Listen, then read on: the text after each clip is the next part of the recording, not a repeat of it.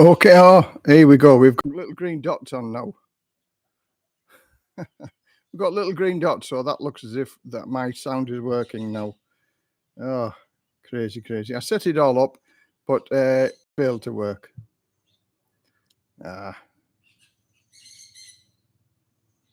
Okie dokie.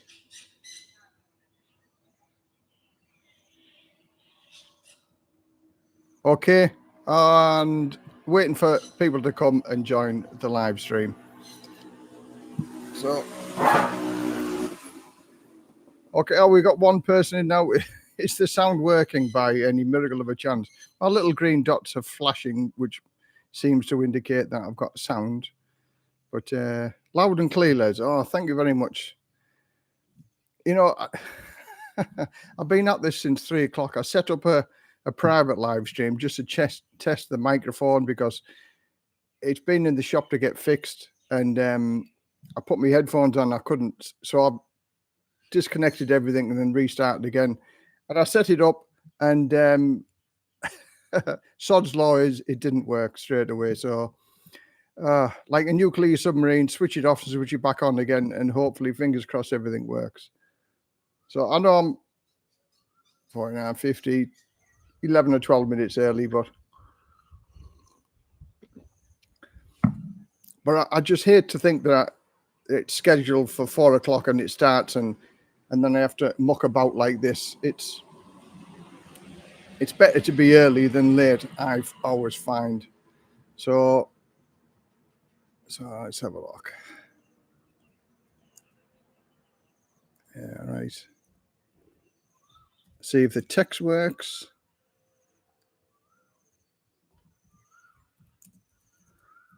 Okay. Yeah, the text is working as well now, so here we go. So good morning, or good afternoon, or good evening, no matter where you're from around the world. Here we are in sunny Thailand, and it is 3:45 in the afternoon. Bill Simpson, sound is good, mate. Thanks very much, Bill. As I say, if anybody followed me on the last live stream, I've been having problems with the microphone and the cables, and so I bought a new microphone, and it was still doing the same. So I took the laptop and the microphone to the shop to go and get fixed. And you know, sometimes when you look at somebody and you think, "Do you know what you're doing?" Well, I had one of them moments. I wait this motorbike passes.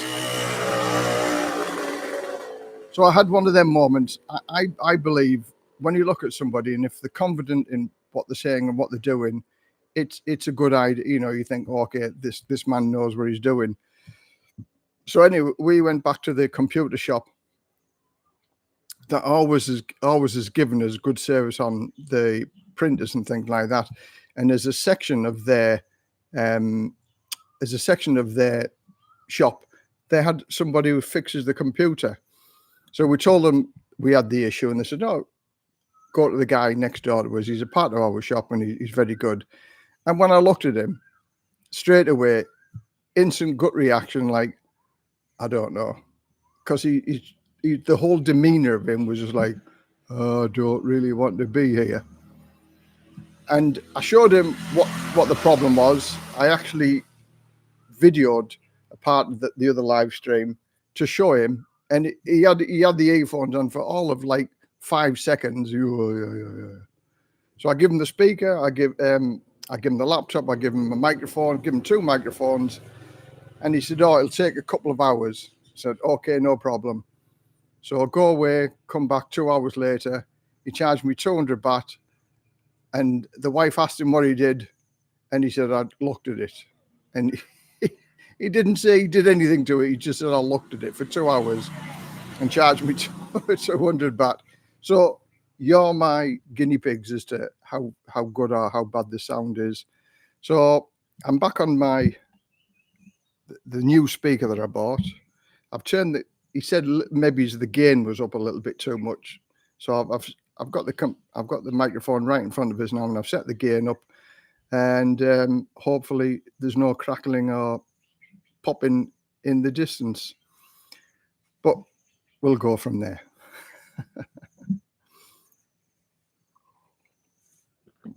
So how is everybody this morning or this afternoon? We've got a lot to get through today. A lot of things have been happening or happened, and I want to chat with a lot of things over the next couple of hours or so. I think the last one that I did almost broke the record, 3.5 hours, 3 hours, 28 minutes. So there was a lot of people on the live stream last time I was doing it. So see how it goes today. Man Bonner. We've got 8 in the house. So that's still good considering we're like 10 minutes early. So the wife's out selling sausages today. She's out working this weekend. But it's been a very, very poor weekend for her because I think what happened, we're still in January, aren't we? So I think everybody had spent the money in January, early January, over the New Year's period, and they've got no money left. I think that's the same worldwide, isn't it? Everybody must have spent a fortune in January with New Year. And then obviously the bills are going to hit this week with your credit card bill. So that's going to shock quite a few people as to actually how much they spent over the Christmas and New Year period. Now, thankfully, over here, I don't have credit card bills because as a foreigner, you can't get credit over here. Or can you? Yes, you can. But in sort of a different way. And I'm going to go through that a little bit later as well on tricks and things how we can navigate the system of living here in Thailand. And there are many ways of doing it. And it's a simple way of doing it, really. And I like the mentality of the Thai culture over here. And it'll surprise a few people, I'm sure, as we go on in the program.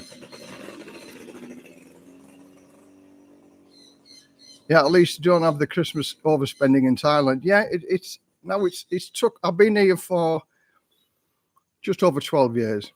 And I've got to say, it's probably took me 10 years to realise that you're flogging a dead horse for Christmas over here, because the wife and the family don't celebrate Christmas. So I like Christmas. I like giving presents and receiving presents. And it seems to be like it's sort of it's not frowned on over here, but it just doesn't happen. It's coming more and more into it. Every shopping mall you go to, it's full of Christmas decorations and Christmas trees. Thai What to Do is full of Christmas trees and Christmas decorations. So I think they've clicked on that us foreigners spend a lot of money over Christmas. Now I've gone the opposite way for Christmas, because I used to buy my wife a Christmas present every year, and I used to give her a good Christmas present every year, and I got something small back, and not that she can afford a lot of things. I mean, I got a wallet or something like maybe it's 400 or 500 baht, and it's just sort of wasted on them. Same as birthday celebrations over here. They don't sort of celebrate the birthdays as we do in the Western countries. So I've actually calmed down an awful lot with regard to Christmas, New Year. Well, New Year's different. Sorry, Christmas and birthdays. I've actually toned it right the way down. So it's a token gift, if you like, just to celebrate the birthday. Not fantastically expensive. But that's the materialistic world we live in, is that all the kids and everybody expects decent presents and, iPhones, computers and PlayStations. I mean, I remember as a kid, getting toys, all cheap toys, type of thing. But now everybody expects the best of everything, which puts people into debt. So living here in Thailand, it saves you money in more ways than one, because you don't have the expense of Christmas or spending for Christmas. But New Year, everybody celebrates New Year, but because it's cheap here, we went to Koh Kud for Christmas and New Year. So the whole holiday for spending money and for hotel accommodation, transportation, cost us for 11 nights just under 30,000 baht, about 700 quid. Yeah, a lot of money, I suppose, but boy, did we have a lot of fun. in them 11 days. So 30,000 baht, about £700. I don't think was an awful lot to pay, especially at Christmas and New Year. Some people would spend that just on Christmas Day alone. I remember I used to spend that amount of money. I remember with my kids growing up, going to Toys R Us and opening up a card, where you buy now, pay next year, and we spent £1,000 on 2 kids. Wow, I'll never ever forget that, because in the days of buying houses and things like that, young family cost a lot of money. So spending £1,000 on toys for the 2 kids, I spent far too much. I spoilt my kids to death, and I suppose I'm paying for that now, because my 2 kids, sadly, are very spoiled and very selfish young girls. Don't give your kids everything that they want. Make them value money, which sadly, when I became a divorced dad, because I only had them for weekends, I used to treat them and spend a fortune on them, which is all turned against me, because, I'm a bad dad, even though I did all of them things. But anyway, I digress. So we're coming up to 4 o'clock now. We've still got 3 minutes, and we've got 30 people in the house already and 3 thumbs up. So that's the start, isn't it? So thanks very much for joining us, those people who joined me early. Right. Hi from Western Australia. Hello, Western Australia. Morning, Les, from a slightly sunny UK. Yeah, but it's going to get cold by all accounts. I was watching Sky News yesterday, and they said you're in for another cold snap with a bit of snow. Good evening, Les, from Gold Coast, Australia. Hello. Looking to travel to Koh Samet in March. Can you recommend a location? The whole of Koh Samet is a beautiful place. But if you want to go to Koh Samet and you don't want to rent a motorbike or pay for the taxis, you can actually walk to this location. It's called the Blue Moon Hotel, or Blue Moon, I think it's Blue Moon Hotel, but it's in Koh Samet town centre, and you're literally only 5-minute walk to the White Sands beach, where it's a beautiful long beach, and you're in the town centre, and there's bars there and restaurants in the town centre. And on the evening time, they have all the tables and chairs set up on the beach. They have fire shows on the beach. So that's if you don't want to hire a motorbike and you just want to be walking distance to a beautiful beach. Because the taxis there charge you to go, I think it's about 200 baht to go from one place to another. So the taxis can soon add up. But Koh Samet is a beautiful place. So Blue Moon Hotel, I think it's called, in Koh Samet. But Koh Samet in March is beautiful, without a doubt. Morning, ladies and everyone, from sunny Bognor Regis, 74 to my retirement and pension. Now, what you need to do, and your kids will be looking at this, but I've done a few cards like that. Retirement ski holiday, spending kids' inheritance. That's what you need to do. Because at the end of the day, you've earned it. You've worked all your life to save up for your retirement. Oh, there's a tractor coming now.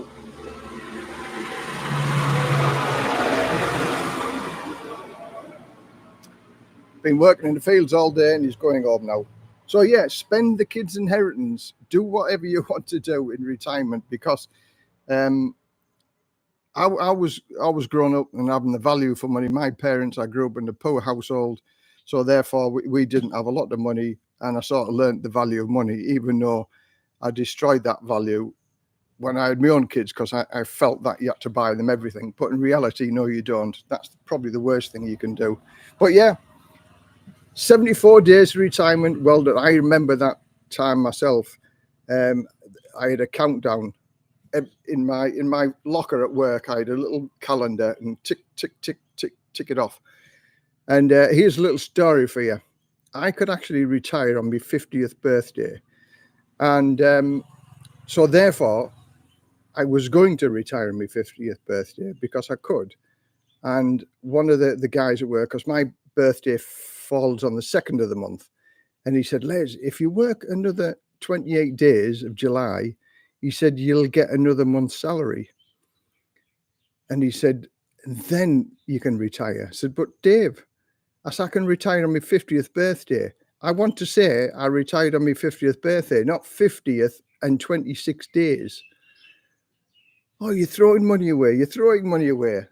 I said, no, but I'd sooner have the kudos of saying I retired on my 50th birthday.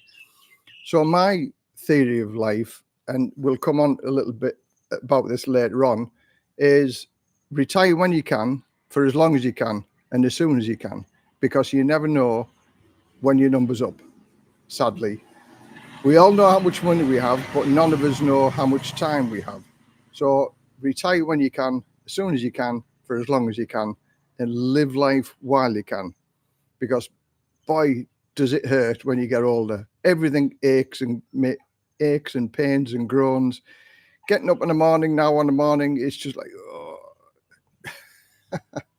Once you kickstart everything into motion. But I've got to turn around and say, when you've got beautiful blue skies like this and sunny and nice and warm, once you're up and walking about and having your first cup of coffee, I have my first cup of coffee in the morning. There we go, on that sofa there, and the sun comes up over there, and it's beautiful. That's the start of my morning, most mornings. And this afternoon, I've been on that for an hour, the hammock. So retire when you can and enjoy life whilst you can. Yeah, all right, let's have a look. My family usually do a bit for Christmas and find it weird that they have all the Christmas stuff in the shops, but on the day, nothing happens. Yeah, it's crazy, isn't it? Hi, Les from Royette. Hello, Royette. Thai girl and me. Never been to Royette, but I know a couple of people who've been up there, but it's one of my, well, there's so many places to visit in Thailand, isn't there? But Royette, yeah, I don't know an awful lot about Royette, but it's certainly up north, and enjoy. Made on the 90th reporting easy. Allegedly made online 90 days reporting easier. Have you ever done it? If so, what's involved? Thanks. I don't know how they could make the 90-day report easier online. I find it very, very easy. But if anybody watches Tim Newton is TNT. He's the Australian guy who does the news every day, 5 days a week, and then he does a weekend program. Very, very nice guy and informative as well with the news in Thailand. So I would say to anybody, have a look at Tim Newton, TNT. He's very, very good. And I think Tim is a very switched on guy. But even Tim says he struggles to do the 90 days online. And he says he's never been able to do it. Well, I used to try to do, as somebody told me, I used to try to do it with my iPad. And it would never, ever go through. And then somebody said to me, it doesn't work on Apple products. But if you do it on your Windows, and I did it on Windows, and bang, it went through, and it goes through straight away. And I've only ever had one problem with my 90 days report, and that's because I did it 2 days earlier than sort of permissible. So they just sent me a nice friendly email saying, you're too early to apply for your 90 days, do it again in 7 days time. So I did it 7 days time, and it went through again. So the 90 days online is very, very easy. In fact, one of my subscribers asked me to do a video on it. And I just thought it's so easy to do the 90-day on report. But I understand for those people who've never done the 90 days online, it might seem a little bit challenging. So I might do a step-by-step guide on how to do your 90 days. I'll give the link that you have to put into for the Thai immigration. That's sort of the hardest part of it. And then it's all automated after that. And then every time you do your 90 days after that online, you just go onto this link, and it sort of goes onto your profile and your details. So all you have to do is fill out a TM47, which is proof of address where you're living at. You submit the form. You get an email back from immigration saying that they've received your application. Within 24 hours, 48 hours, you get a reply. And as I said, it's only happened once where I was turned down. That's because I was a little bit early. But the 90 days online reporting is very, very simple, and it's brilliant because our immigration department is 45 minutes away from where we live. So you drive 45 minutes to the immigration, you're in there for less than 5 minutes and you come back out. So it's a bit of a waste of a day, really, if you can do it online. So if that would be helpful, I'll do a online video. I'll do a video on how you do an online 90-day report. So, but yeah, it is easy. Yeah, I'll do what's involved, and it's no problem. No kids, just me. That's it. If you don't have to buy, kids are expensive for Christmas time, without a doubt. Loudon and Clay from Southend-on-Sea. Thank you very much. Is there plenty going on in Rayong for a week's holiday? It depends what you want. Things going on such as, I mean, what? There's a kite festival coming up, which was in Pattaya a few weeks ago. I'm looking forward to that myself. It's like massive kites. There's always sort of something going on, but not to the same extent as they're in Pattaya or Bangkok or Chiang Mai or something like that. Rayong isn't really on the tourist map, but it's growing, and it's going to be there one day. There are lots of developments going up and lots of holiday resorts going up on the main road from Ban towards Chak Pong, where I live. And they're upmarket, very upmarket resorts. So where there's one upmarket resort, there's going to be others. So eventually, Ban will be on the tourist map, but a little bit north of, or south of Ban the development, you can see the development is taking place. People are, there's a lot of houses. In fact, there's 2 houses just gone up within viewing distance where people have built houses there. There's lots of building going on, lots of houses going on there. There's 2 houses just over there just being built. So Rayong, or parts of it, are up and coming, and people are moving here. So like house rentals, I help people locating houses and things like that in the Rayong area, and I usually have a good amount of houses that are available to rent and look at. And I had 2 couples over the past week come to me looking for houses to rent, and my landlady, who's got 10 houses around me, so she's always got at least 1 or 2 that's empty and need filling. Everything's full for long-term rents as well, which is sort of unheard of. So we've had to go out further afield and look for other houses in, slightly different areas, but we can still help people out. You can still rent a 2-bedroom bungalow here in a nice resort with a communal pool for 10,000 baht a month, with free internet as well. Also, there are beautiful studios right in the center of Ban for, again, 10,000 baht a month. And we have a couple of apartments that overlook the sea right on the coast road, and they're 10 to 12,000 baht a month for long-term rents. So we used to have at least 20 houses that we used to show people around with, and now we've got 3 or 4. So I know it's high season and things might become available as we go into low season, but yeah, it's certainly an up and coming place. But Rayong, it's got some beautiful, not Rayong city itself, but on the outskirts of it, such as like Ban Swanson Beach, Chak Pong Beach, where we are, Three Tree Beach. If you want to have a look at the nice beaches, Google Three Tree Beach. That's about 5 minutes away from where we live, and it's a beautiful little beach. And then you can go up to Limay Pim, and I would say they're probably the best beaches, but it's a bit quieter up Limay Pim. And then, of course, there's Koh Samet. You could spend a week on Koh Samet. It's stunningly beautiful there with white sandy beaches. And the beach, or some of the beaches on Koh Samet, are the whitest beaches, top 10 whitest beaches in the world. So, yeah, briefly, Rayong, it's not as entertaining as some of the entertaining places you can go to, but it's a different type of atmosphere here. Hello, Les from Bangkok. Sunny but hazy usual as air pollution around. Yeah, that's due to the burning season as well, isn't it? But with Bangkok, it always suffers with the heat and the haze and things like that. And I've got to say, over here, I can't see any pollution, but I'm sure there probably is pollution still over here. But yeah, c'est la vie.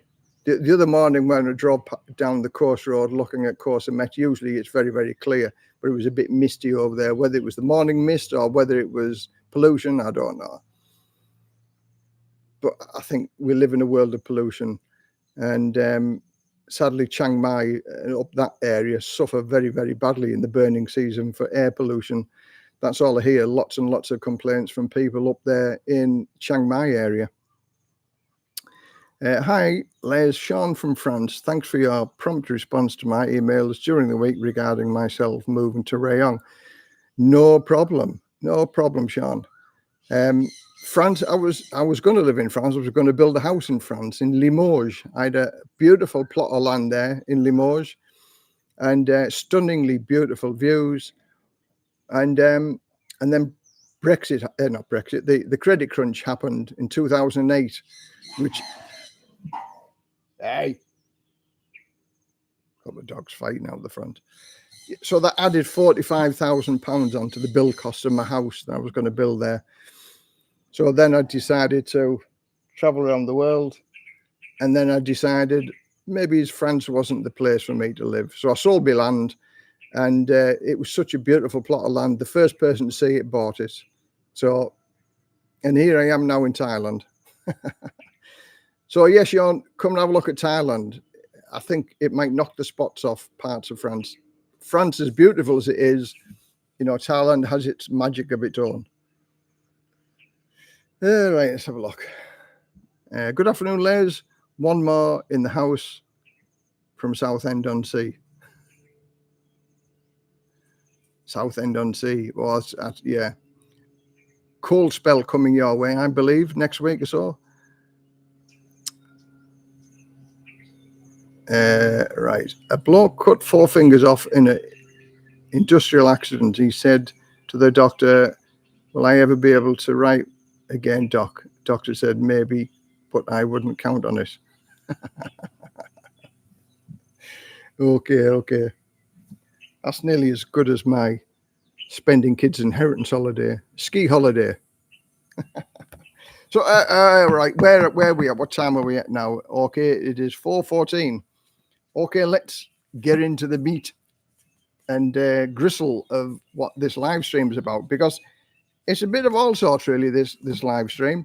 I'm going to talk about insurance. I'm going to talk about my motorbike that I'm going to get. I'm going to talk about financing motorbikes and cars and things like that. I'm going to talk a little bit about all sorts of things. So first of all, for those people who looked at my time to sell my motorbike, it sold. I got loads of response from the YouTube, not expecting to sell it on YouTube. I was just saying that I'm selling it as part of my content for YouTube. And I got a number of people who wanted to buy it. And one guy has bought it through the YouTube. And he picks it up next week. And I'm so confident that it is a beautiful bike. I've offered to say to listen, if you find one fault with it, I'll give you your money back, and I'll even pay your bus fare back to your hometown where it's coming from. So that's how nice it is. It is 9 years old, but it's got 13,500 kilometers on it, and it served me well. It's never ever let me down. It's a beautiful bike, and it looks as good as new. That many people looked at my bike in the past year or 2 years. I said, "Oh, you've got a new bike, Les?" No, I said, because I keep it clean. I keep it in very, very good order. So what did I buy? Or what am I going to buy? And how am I going to buy it? And in my video that I did, I said I was going to buy a Honda Lead. Now, I like the Honda Lead. I like the shape of the Honda Lead. I like that, in fact, you can have 2 helmets in the Honda Lead, and it's got the beautiful colors. or the new colour that I like very, very much. And I was 95% sure I was going to have a Honda Lead. And then we went to the motorbike shops to go and have a look at the others, the Yamahas, the Suzukis, Hondas, because now we were in the market to go and buy one. Let's go and look at all of the brands before we were going to buy one. And thanks to my subscribers, many people give me advice: the Honda ADV, the Click 160, the PCX, things like that. You know, everybody had the contribution into that, and I thank you very much for all your thoughts and advice on such things. I'm not a big motorbike rider, as you can see. After 9 years, 13,500 kilometers, it's not a lot, but I like the flexibility the scooter gives you. You just pop down to the shops, and the reliability of it, and 600 baht a year to insure, £14 to insure and tax it. Okay, it's only third-party insurance, but it goes for about 50 miles to the gallon, and it's just so cheap to run and so versatile, and so that's why I like the scooter. So now that it's gone, or the guy picks it up next week, we went had a look around, and somebody mentioned the new Honda Click 160. So I had to go and have a look at the new Honda Click 160 because I've always liked my Honda Click. And what we did, we put the Honda Click next to the Honda Lead, and my wife took a photograph of me on the Honda Lead and the Honda Click. And I've got to say, the Honda Lead looks like a small scooter, which it is. And it's it's not much smaller, but it's definitely smaller. I'm a big guy. And my wife says, I look better on the Honda Click than I do on the Honda Lead, because the Honda Lead's got small wheels, and everything seems to be smaller about it. And when you put them both side to side together, the Honda Click won without a doubt. And that was a normal Honda Click. And then we had a look at the Honda Click ABS with the ABS. And when all said and done, it was only 8,000 baht difference from the Honda Lead to the Honda Click 160 with the ABS. So with the ABS, with the brakes and that, and it being a bit bigger engine for two people when we're riding the bike, the Honda ABS won. So that's the bike that we're going to get next week, is the Honda 160 Click ABS.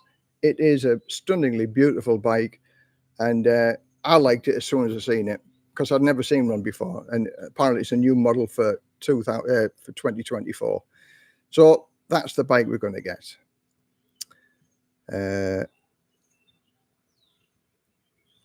Warm and sunny from Portsmouth. Oh, good to hear that it's warm and sunny from Portsmouth. Not surprised it sold quickly. Tyres seem to just in the ground. No switching of anything. Surprising. That must be really expensive to them. Well, it's 120 baht to change the oil. It's not a lot. Got a little electric run around to go to the local shops and markets. 160 Click is a great choice. Thanks very much. I looked at the electric bikes. My friend's got electric scooter, and in Vietnam they are the rage at the minute. The electric bikes. Everybody has electric bike, but no, I like the Honda Click. The Honda Click is the one for us. But yeah, as one of the previous guys said there, the Thai people just run the motorbike into the ground, and without changing the oil, without changing anything, and they just go on forever. But I felt for 120 baht, it's well worth changing the oil. I mean, I think that the book says every 4,000 kilometers or something like that, but I change the oil every 2,000 kilometers, and only 13,500 kilometers on it anyway. So it's never been big distances, never been involved in an accident. It's just a beautiful machine, and you know, the guy who's going to collect it has got a bargain on his hand, and he'll have it for many, many more years.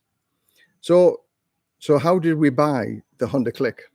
And I'm going to tell you about this, because many people wonder about buying it and finance and things like that, and foreigners can't get finance here, but there's a way of doing it, and I'm going to tell you the way that we've done it.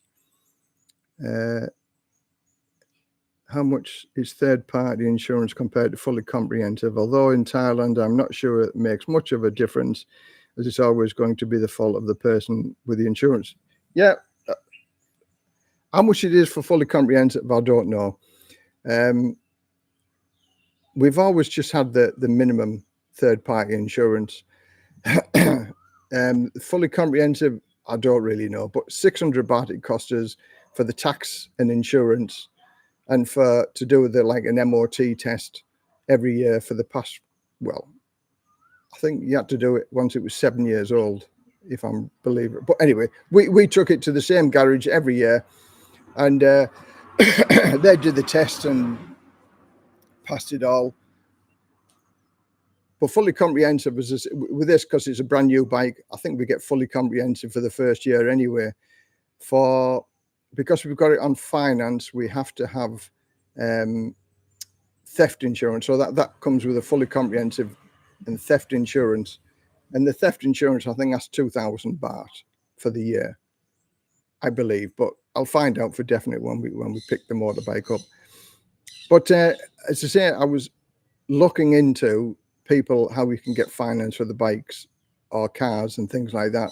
Now, I've already done a video about getting finance on a rent-to-buy system, and you can do the same thing on motorbikes over here.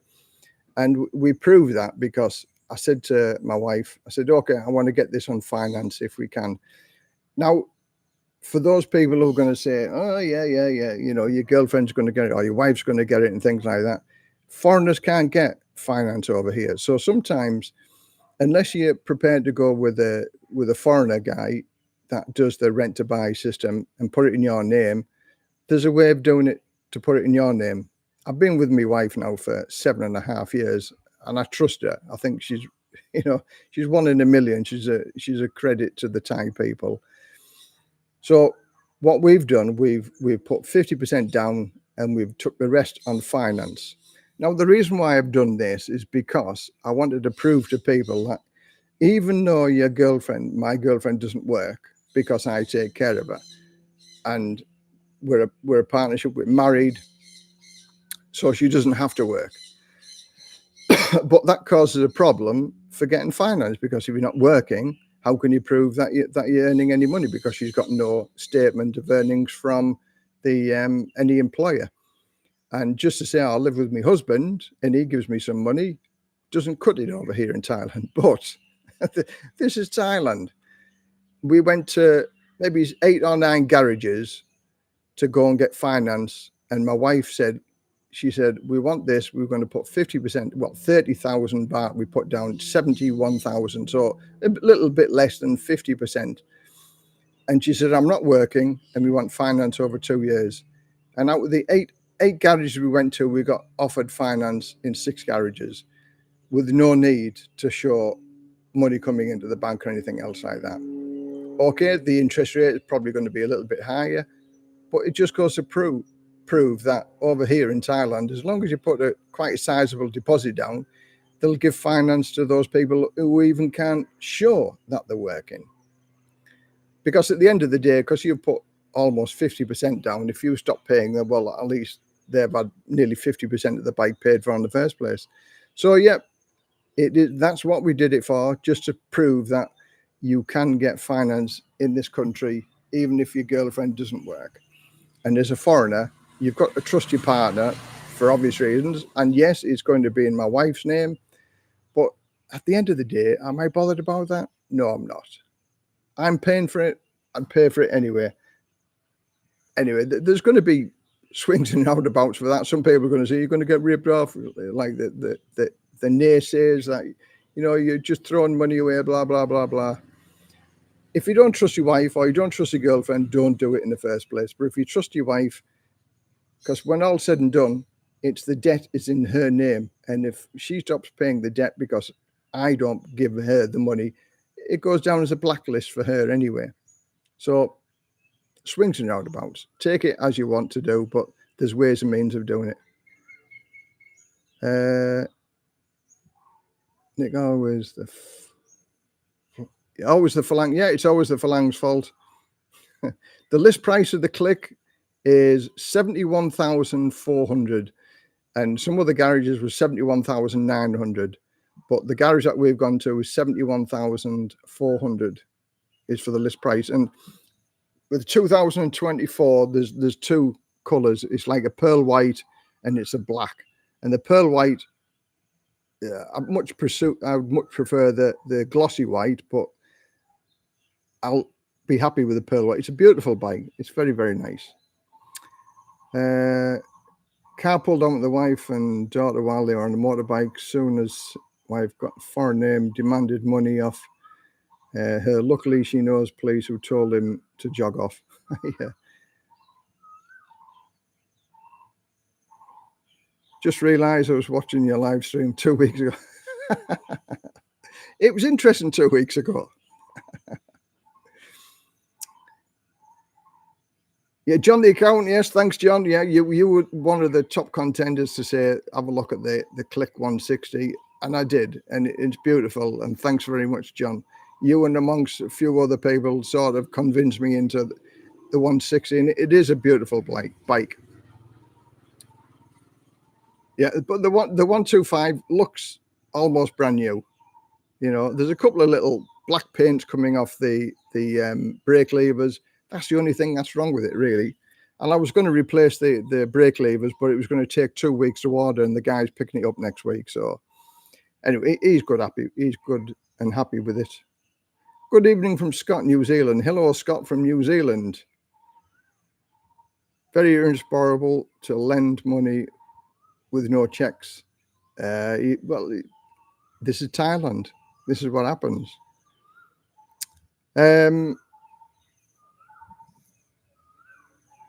Is it good or is it bad? What about, I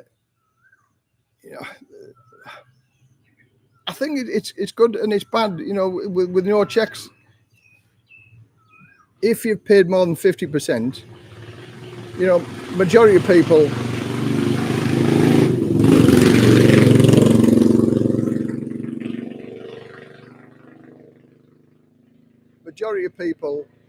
I know a few people who went and borrowed money to buy a truck over a 7-year period, and after 3 or 4 years they couldn't afford to pay the payment, so they just come and repossess the truck. The company, when all said and done, won't lend you like 100% or 80%. They always are going to win, and when all said and done, the companies who lend you the money are always going to win. But we can say about irresponsible lending everywhere in the world. I mean, look at the credit crunch in America. That was irresponsible lending, wasn't it? In a big way, which caused the whole crisis. Lending money to people who didn't have any money to pay for the mortgage and things like that. So I agree with you to a certain extent, irresponsible lending, but the Thais, this is how it works in Thailand. Lots of noisy motorbikes at the minute. So I'm happy for it.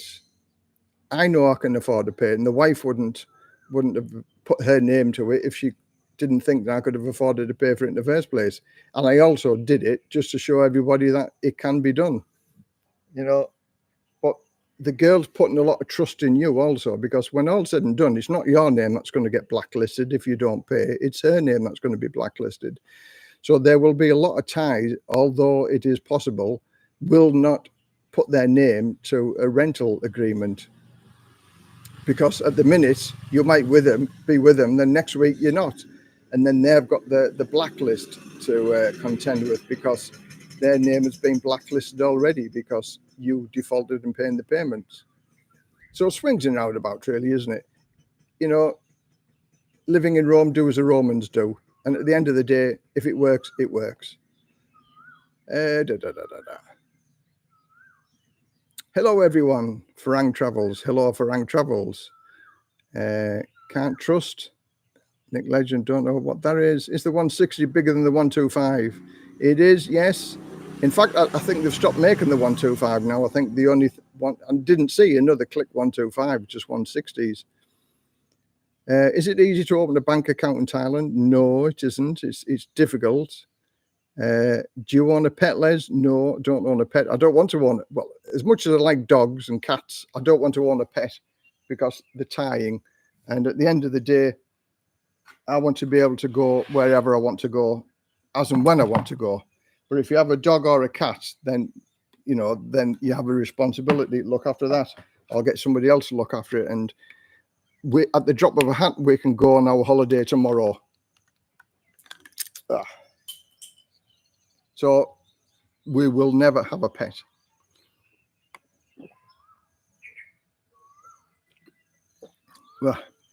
Already. My wife thinks I can afford to pay for everything. Yeah, I know a few people like that. I dropped my lid.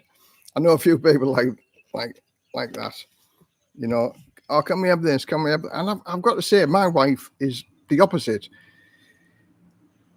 She sort of tries to talk me out of things like that.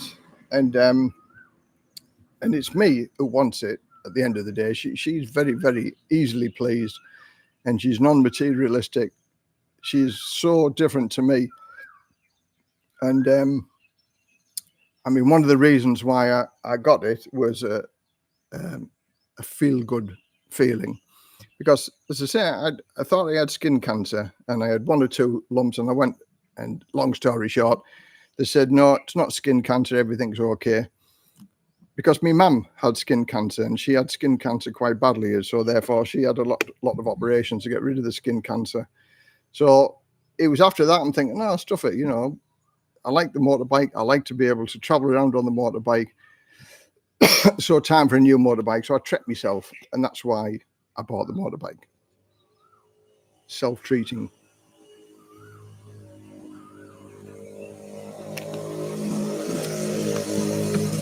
So yeah, wives, I'd that in England.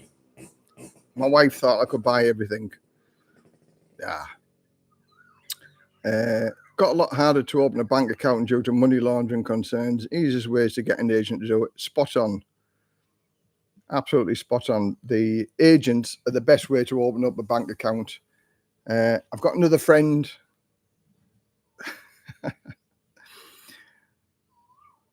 I offer all sorts of advice, and people take it or leave it.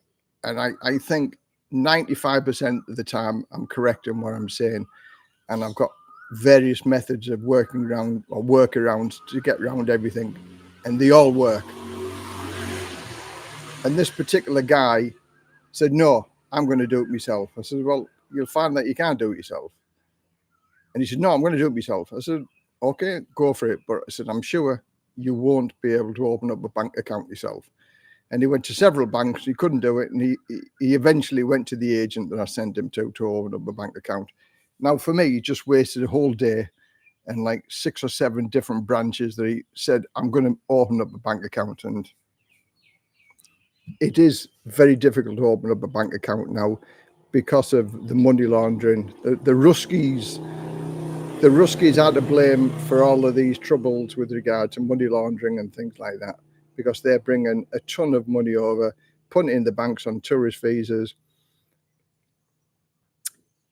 I'll say no more on that. But again, it is trouble. And the Ruskies are going to cause a lot of trouble in Thailand over the next 1 or 2, 3 or 4, 5 years or whatever. As long as they're here, things are going to start to deteriorate in my mind, because they're little Russia, and they're formed a little mafioso, little Russias. And wherever you go now, I don't think I've ever been to a place now that I've not heard a Russian person. They're everywhere in Thailand, everywhere. And I've got to turn around and say, they'll go to the most popular areas, and then they'll spread out, and they'll spread out, and they'll spread out. And that's what's happening. The Russians are everywhere now in Thailand. And not many people have a good word for them, even though they're favoured by the Thai government, because they get their 90 days. And I know a couple of Russians who don't. At the minute, the ruling is you can only leave the country through land borders twice in a calendar year. The Russians do a lot more than that and get away with it. So one rule for one and a different rule for everybody else.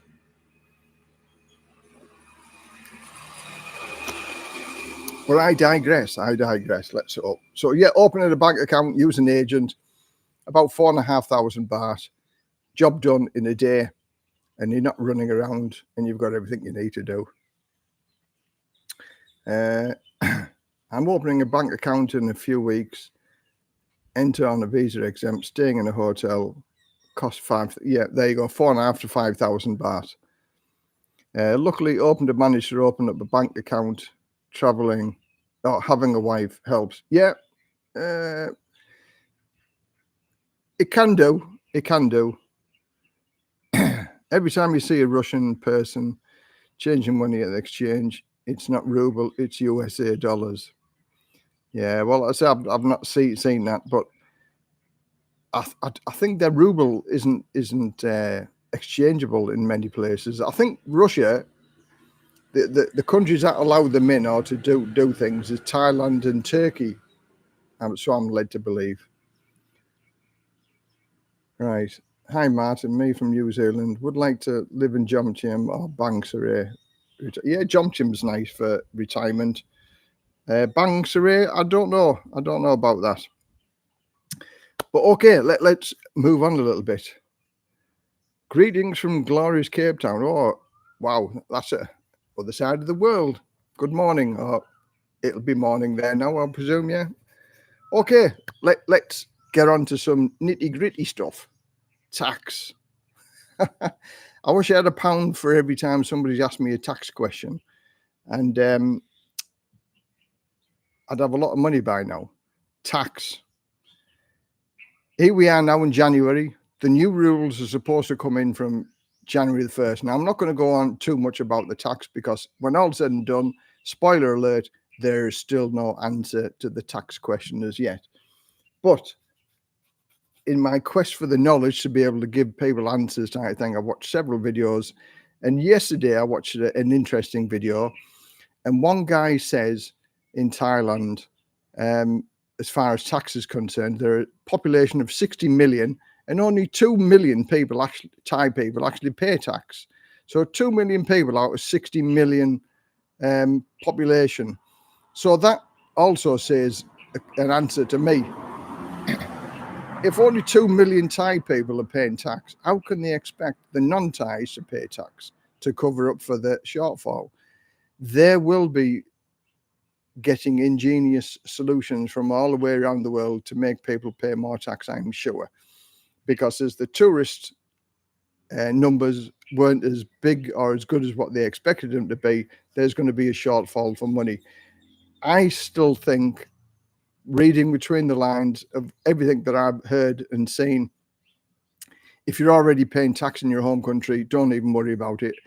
I wouldn't worry about it too much. Cross that bridge when you come to it. Don't worry about it.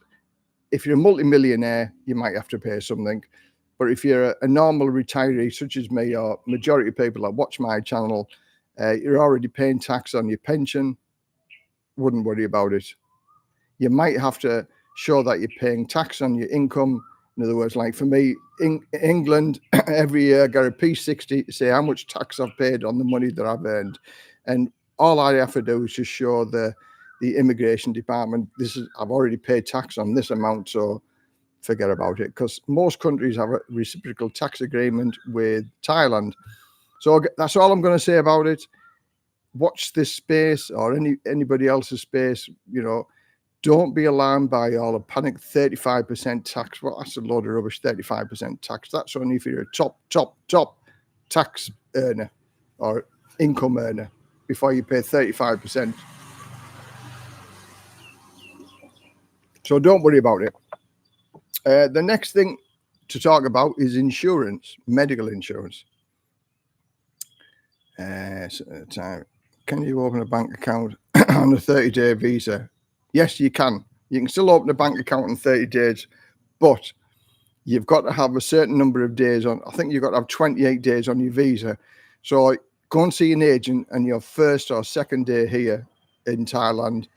and he may even tell you to wait until you've had your 30-day extension, because you need 28 days on your visa to be able to, or 28 days on your visa, exemption visa, before you can do that. Check with an agent. Find out before you go and do it, because if you're a day too short, then you can't do it. Even the agents can struggle with that one. Big on 2 New Years here.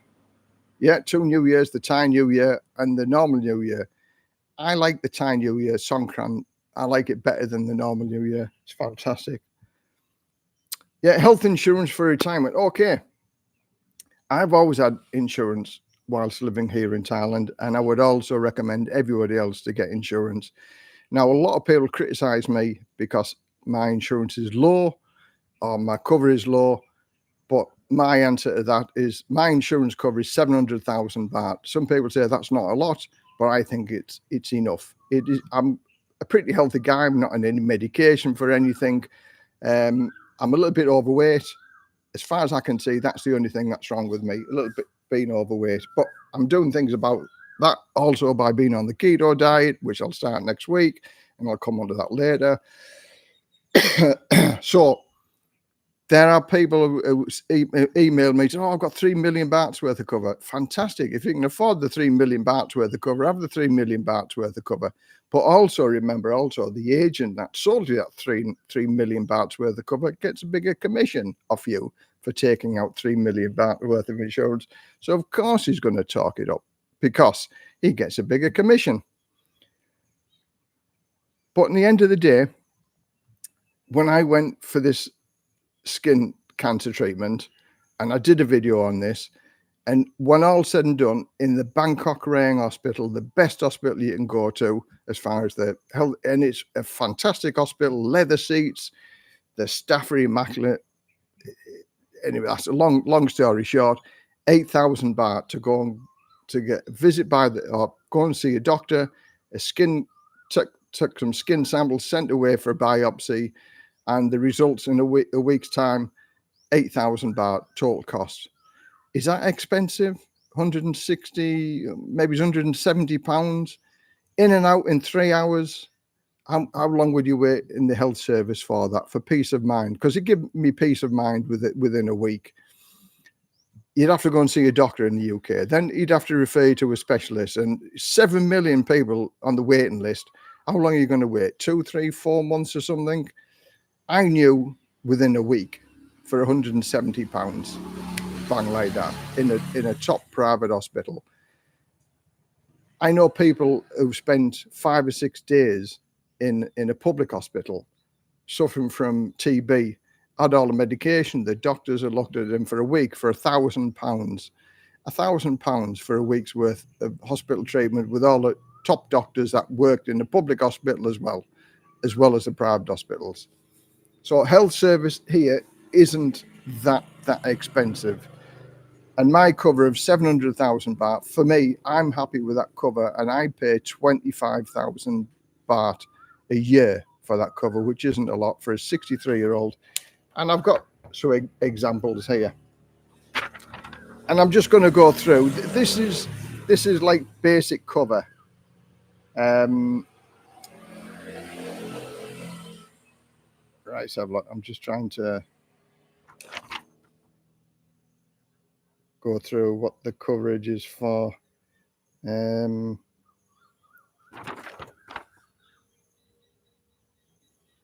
on, bear with me for a minute.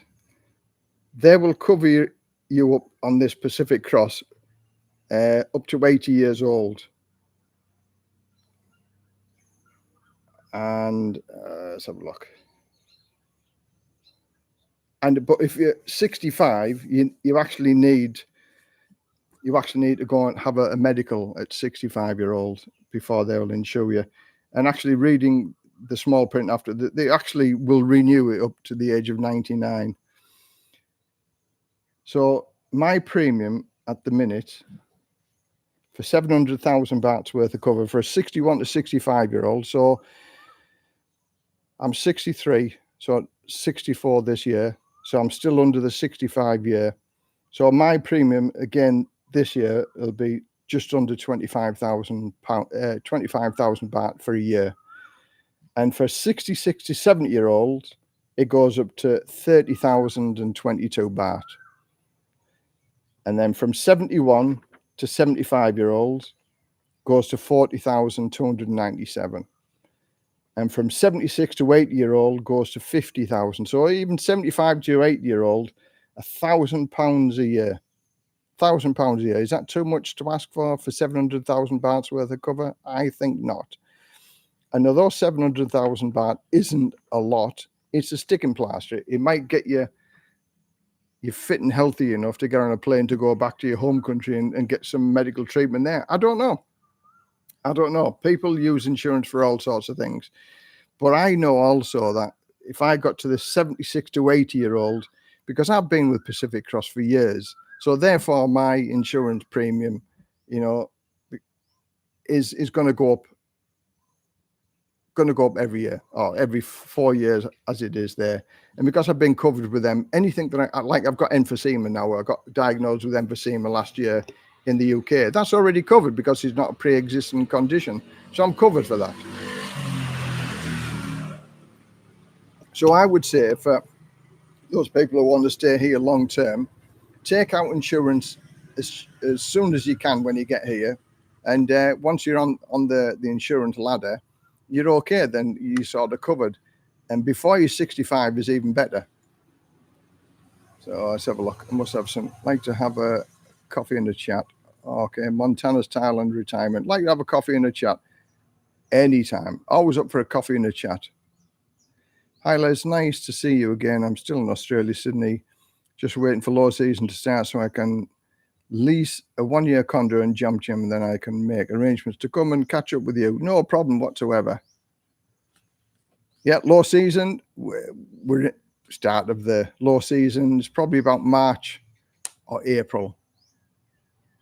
But then that's, well, after April, after Songkran, that's when probably the low season will start. Frank Travels, you can but should contact the agent before arrival. 24 days. Need the paperwork will be done before I arrive. I to send the passport, copy of driving license, etc. Yeah, I can give you some addresses or an address of an agent that does it, and you just email Duncan. He's a English speaking guy.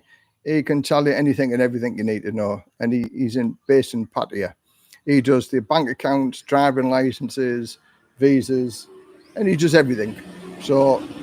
And if he can't do something, he can point you in the right direction also. Took me 2 days to get a phone consultation with the NHS clinician, not a doctor. Beat up nurse who gave me antibiotics. 2 days. Yeah, that's what I'm saying. I've been waiting for your video 90-day report online. Yeah. I got to apologize.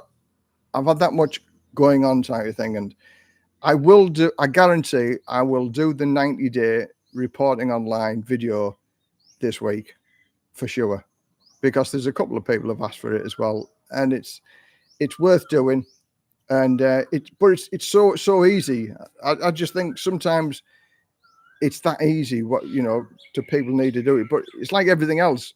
When I first did it, I didn't know what to do either, so I will do the video this week. Hang on, right, so where's EP 58 at yahoo.com. Okay, now for those people, again, getting back to Pacific Cross Insurance, I did an interview with a representative from Pacific Cross. Now, I would say the video's online, and I'll put a link to it on the rerun of this, if anybody wants to contact Loic. And it's direct with Loic through me, Retired and Living the Dream.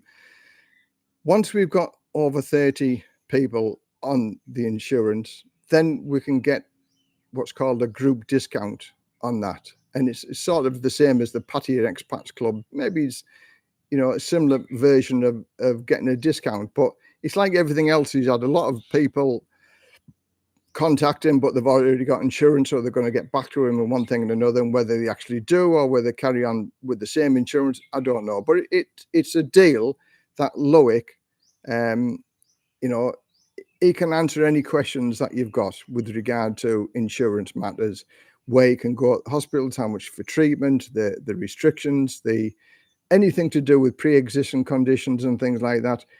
Every case is an individual case, so one thing doesn't cover everything. And I've got to say, if you've got pre-existing conditions, no matter who you go with, there's going to be restrictions on whatever you get for covering. That's what I'm saying. Take out your insurance as early as possible, and once you're on the bandwagon, if you like, then you're okay. Then you're covered for anything in the future. But most people, I did a talk at the Expats Club a number of years ago now, and I did a straw poll, and 70% of the people at the Expats Club, when I did one of my talks there, I did a talk on road safety, and 70% of the people didn't have any medical insurance. So there's more and more people without insurance over here. I think even a bit of insurance is better than nothing at all. And that's why I have, 700,000 bahts worth of cover. And that cost me 25,000 baht a year. And I think I can find 25,000 baht, no problem every year, but I couldn't find 700,000 baht. And for those people that are too old to get insurance, just for instance, like if you're like 70, 75 years old, you can use your 800,000 baht that you use for your retirement pension as a safety net, if you like. Use that to be able to pay for your hospital treatment without having to pay any medical bills, things like that. 800,000 baht, again, if you've got that in the bank, it's free for you. So it doesn't cost you anything. And if you have to use it, then you could always get an agent the following year to sort your retirement visa out. If you have to go underneath underneath the 400,000, you're allowed to go down to 400. So that's what I'm saying. Don't be afraid of medical treatment over here. It's not that expensive, unless you have some of the big operations like a heart attack or kidney. The big operations are going to be costly. But for normal everyday accidents and things like that, it's not going to be overly costly.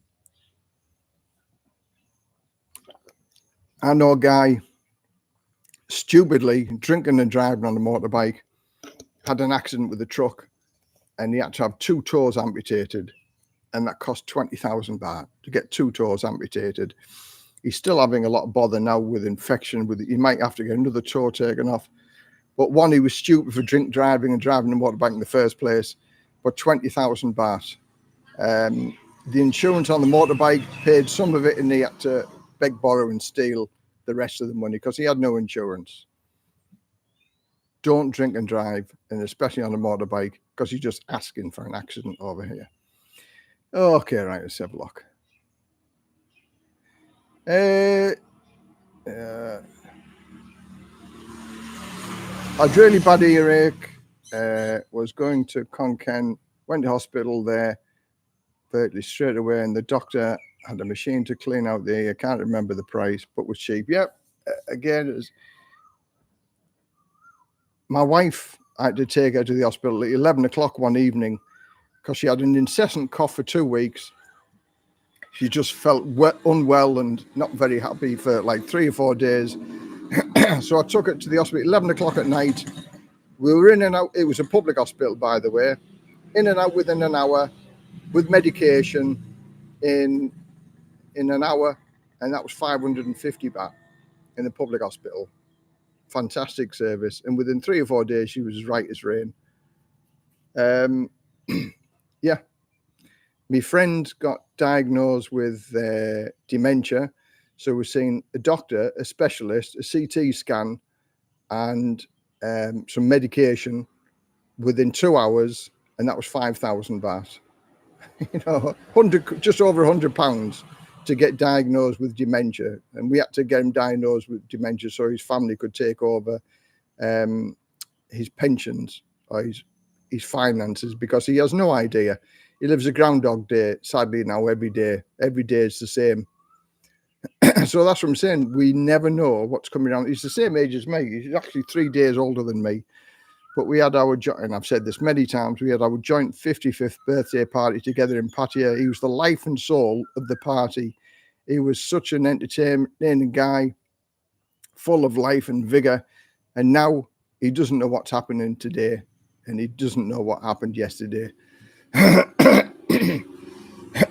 So that's what I'm saying. Retire when you can, for as long as you can, whilst you can, because we never know what's around the corner. Going to take a trip to Rayong for a chill. Any places you can say to stay? I'm single and want to change to the places I've stayed to before and jumped in. Yeah, 2 places. Barong. I did a video on that. Barong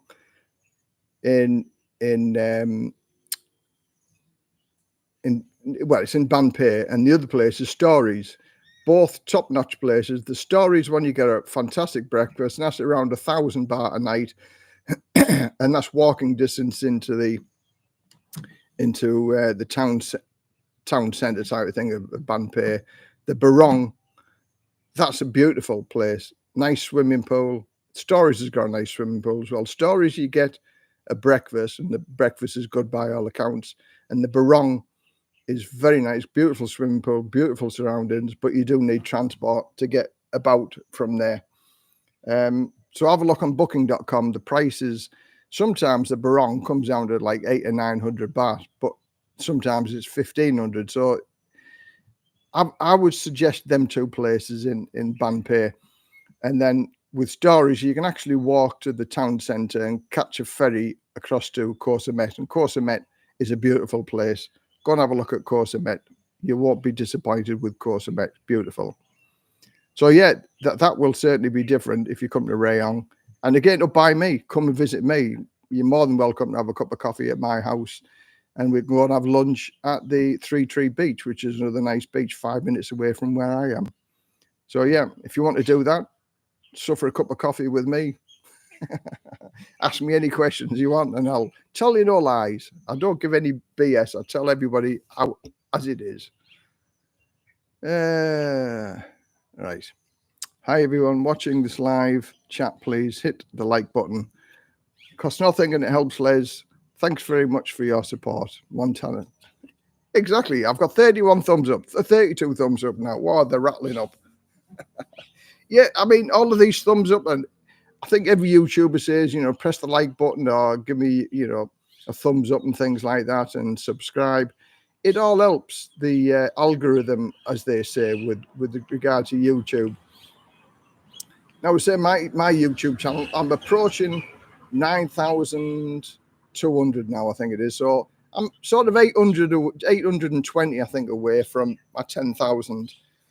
So any suggestions what I should do for my 10,000 subscribers? Any suggestions what you think, what you'd like me to do? I was trying to think of a giveaway or something like that as special, because 10,000 is sort of a bit of a milestone, and I was going to offer a couple of nights free accommodation somewhere, sort of make it different for 10,000. So any sort of suggestions, just leave them in the comment down below, or send me an email and things like that, and I'll listen to what people have to say. I remember me 1,000 subscribers once I passed that. That was a wonderful feeling. And I've been doing this now for almost 4 years. I'm not as big as some of the other channels that are on the screens, but hey ho, it is what it is. I like to think that I can offer advice and workarounds and things like that. And I don't just tell you where you can get the cheapest burger in Pattaya. And there's loads and loads of YouTubers in Pattaya that get far more views than me. But that's a different audience. That's a different niche. I'm sort of settled. I live a normal life here in Thailand. And I offer advice to other people who want to do that. Go and find your girlfriend or your wife, then settle down. And I can give you loads of advice with that. I can also give you advice on how to get scammed over here. I can also give you advice with regard to sort of finding the relationship, or where to look and how to do it. And I do offer a consultancy service for $10 for an hour. If anybody wants to talk to me for an hour, $10. I think some of the other cheapest YouTuber does it for $45 for a 30-minute consultation. And if the talk lasts for an hour or if it lasts for 2 hours, it's still the same price, $10. It's as simple as that. It's not difficult to do. But I've got to say, my advice, I don't give you any BS, and I don't send you down a rabbit hole. And, you know, this channel is free. I don't ask for any Patreon payments. I don't ask for any, you know, private rooms or paying for private membership type of thing. What you see is what you get. And, okay, I charge the $10 for a consultation, but that also takes an hour or so out of my time and being able to answer the questions. So anyway, enough of that. Well, thanks very much for the people for the thumbs up and things like that. 7 nights at the Patio Hilton. I only make $100 a month. $100 a month. 7 nights at the Patio Hilton. Oh, that'll wipe a year's subscription out. I was offered at a generous package from another subscriber. He offered to pay for a night for me employee at the Marriott here in Rayong. And I said to him, we only live 10 minutes away from the Marriott. So I said, no need to pay for us for a night around the Marriott. I said, just buy us a meal. And I think it was over a 4-hour chat we had there. What a nice guy he was. And he's coming from Japan to live over here in Thailand. And I meet some wonderful people. But, you know, the Marriott is a very expensive hotel. And I've got to say, my wife was shocked when we went to the Marriott and we went down to the bar on the beach. And my wife said, look, plastic chairs in the Marriott. She was shocked. And I was as well. Plastic chairs in a, you know, a cheaper end of the market, if you like. But they had expensive chairs on the beach as well, don't get me wrong, but they had plastic chairs. Plastic chairs and the Marriott should not go hand in hand. So I'm always cheap and cheerful, but no, I'll have to pass on that one. Farang Travel, 7 nights in the Patio Hilton. I don't think I could afford 1 night in the Patio Hilton. I think that's about 7,000 or 8,000 baht a night, isn't it, in the Hilton at Pattaya, if I'm not mistaken. I think it was actually cheaper to stay in the Hilton than it was to stay in the Bangkok hospital, in Bangkok Pattaya Hospital, when my girlfriend from a long time ago had to stay in the hospital. She had to have an operation. And it was cheaper to stop in the Pattaya Hilton than it was in the Pattaya, Bangkok Pattaya Hospital. So no, I'll scrub that one before it even gets the ball rolling for that one in the Patio Hilton.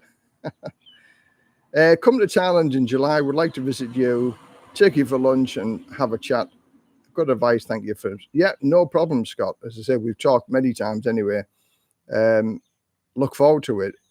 Ask whatever questions you want beforehand, and if you've got a list of questions that you want me to find out before you come here, fantastic.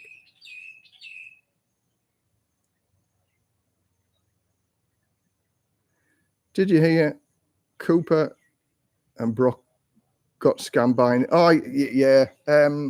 That's the guy in Pattaya, yeah, who got 30 of his subscribers to rent a condo. Funny enough, it just came on me. I've never even seen him before, but I seen it, and it was sad to hear that he got scammed out of some money, and also 30 of his subscribers, because for me, I've been asked to put certain things on my channel to promote certain events and things and schemes on my channel with regard to property development, things like that. I do not promote anything that I wouldn't trust or wouldn't buy myself. So I've turned a few things down.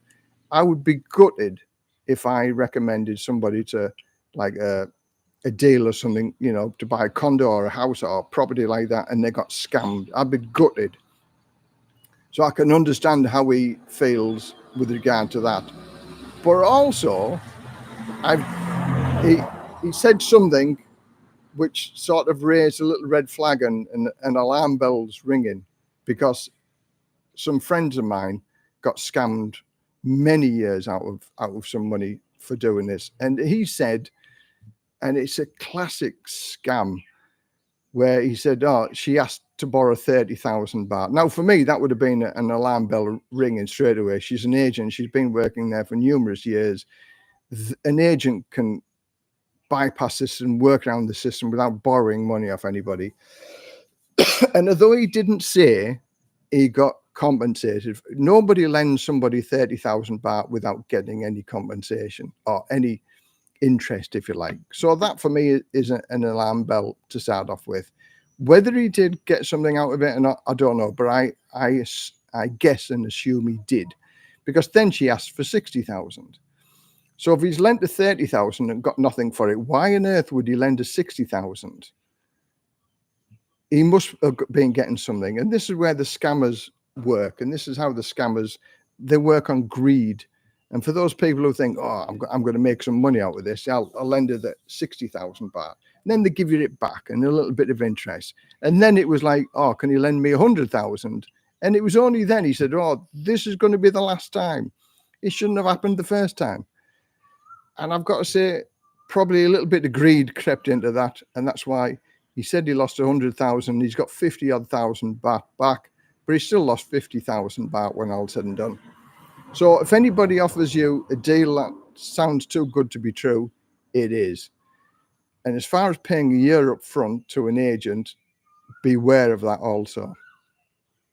You can lose a lot of money.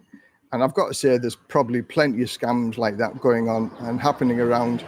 A friend of mine lost 9.5 million baht on a property deal that went wrong. So I know people who've lost money as well. 9.5 million. It's been going on for 4 years now. So all the court costs, and it's a nightmare. Pay monthly. You might pay more at the end of the day. Weigh up how much you're going to save and potentially how much you may lose. Same with using a visa agent. I think a visa agent in Phuket ran away with 200 people's money and left them in a predicament with passports and things like that. So go by reputation, go by what other people say. And I feel sorry for this guy who recommended 30 of his other friends and subscribers to join his little merry band of rental at this. He must have been getting a commission for that as well, as he would do. So yeah, sad, but scams like that happen. I don't think he would mean for his friends and subscribers to get ripped off, but it happened. And he's got to feel so guilty about that, because, you know, through his recommendations, other people got ripped off. And that's why I won't recommend a lot of people to do anything, you know. But I have been asked to mention some property deals and things like that on here, which I won't unless I am 100% certain that they are pucker and truthful and you won't get scammed.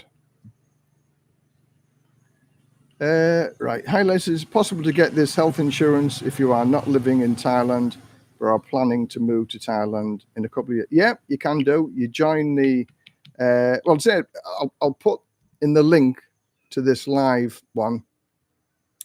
I'll put the link that you can write to Luik with regard to it, and you'll be able to take it up. And it's actually motorbike. It's actually, you can use it anywhere in the world apart from America, I think, for up to 90 days of you're not in Thailand. But for taking it for 2 or 3 months and then stopping it, it'd be probably better to get travel insurance or something like that. So there's ways and means around it, but Luik is the man to ask. And again, I'll put his address on my channel or on the live stream rerun on this, and then you can have a look at it on the comments on that. I haven't got it to hand. Otherwise, I'd put it on here. And it's a big long retiring, living the dream, blah blah blah blah blah. So it's a big long email address. All right, let's have a look. So yeah, I will put Luik's details on with regard to, or even watch the video an interview with the Pacific Cross representative. That's one of my videos, and the address is mentioned on there several times. If you want to get it quickly, because I'll put it later on tonight with regard to them details. I've been following the baht for a while now. The experts say that the baht will drop this year by 20% because of the government can't keep propping it up. It looks like that might come true. Well, let's hope so. Again, I look at all sorts of things. I'm a news person. And what I heard last year is what Thailand did for money manipulation. There's a certain level that if they stay below that level, there's no red flags warned. And they were at the level of the red flag warning, and they actually did something which brought them down underneath the radar, so a red flag wouldn't be shown. So that is money manipulation with regard to Thailand, because their debt is in dollars or something, and if their exchange rate is good against the dollars, or the dollar is, I don't know exactly how it works, but Thailand is sort of manipulating the money and the high value of the baht. So if it comes down by 20%, I'll be over the moon with that. I mean, I remember the days when it was like 55 and 60 baht to the pound. Everything was just so cheap, and oh boy, I'd be so happy if it came back to that type of thing. But let's hope. 45.4 to the pound already. Okay, well, that's good, because okay, at 45.4, if it's at that, compared to how it was last month when I got my salary, I think it's 2,500 baht more for the same amount of money that I transferred over to here than what it is now. And I hope it goes there and it goes above that. I'll be very, very over the moon. I lost 200,000 in a property deal. The ex-wife took it all. Yeah, I think I've done a story. I've done a story with that, with divorce. I've done stories about divorce. I've done stories about going bankrupt. I've done stories about losing my kids through divorce, through I'm a bad dad, according to the ex-wife. So I've done a lot of them stories, so I can sympathize with you've lost 200,000. If you're a guy anywhere in the Western world, you've lost already. By getting married, you've lost already. My wife, when I met her, well, before she became my wife, she had 2 suitcases full of clothes, living in a shared house, one room in a shared house. And when we got divorced, she had me paying maintenance for 12 years. She got a £130,000 value at the time, £130,000 house with a £30,000 mortgage, and all the debts paid. So yeah, although it was nowhere near 200,000, maybe it's in today's rates it would be, because that was in 20 odd years ago. So yeah, women come off well, whether you want a divorce or not. If a woman wants a divorce, no matter whatever reason, she's going to come out on top 9 times out of 10.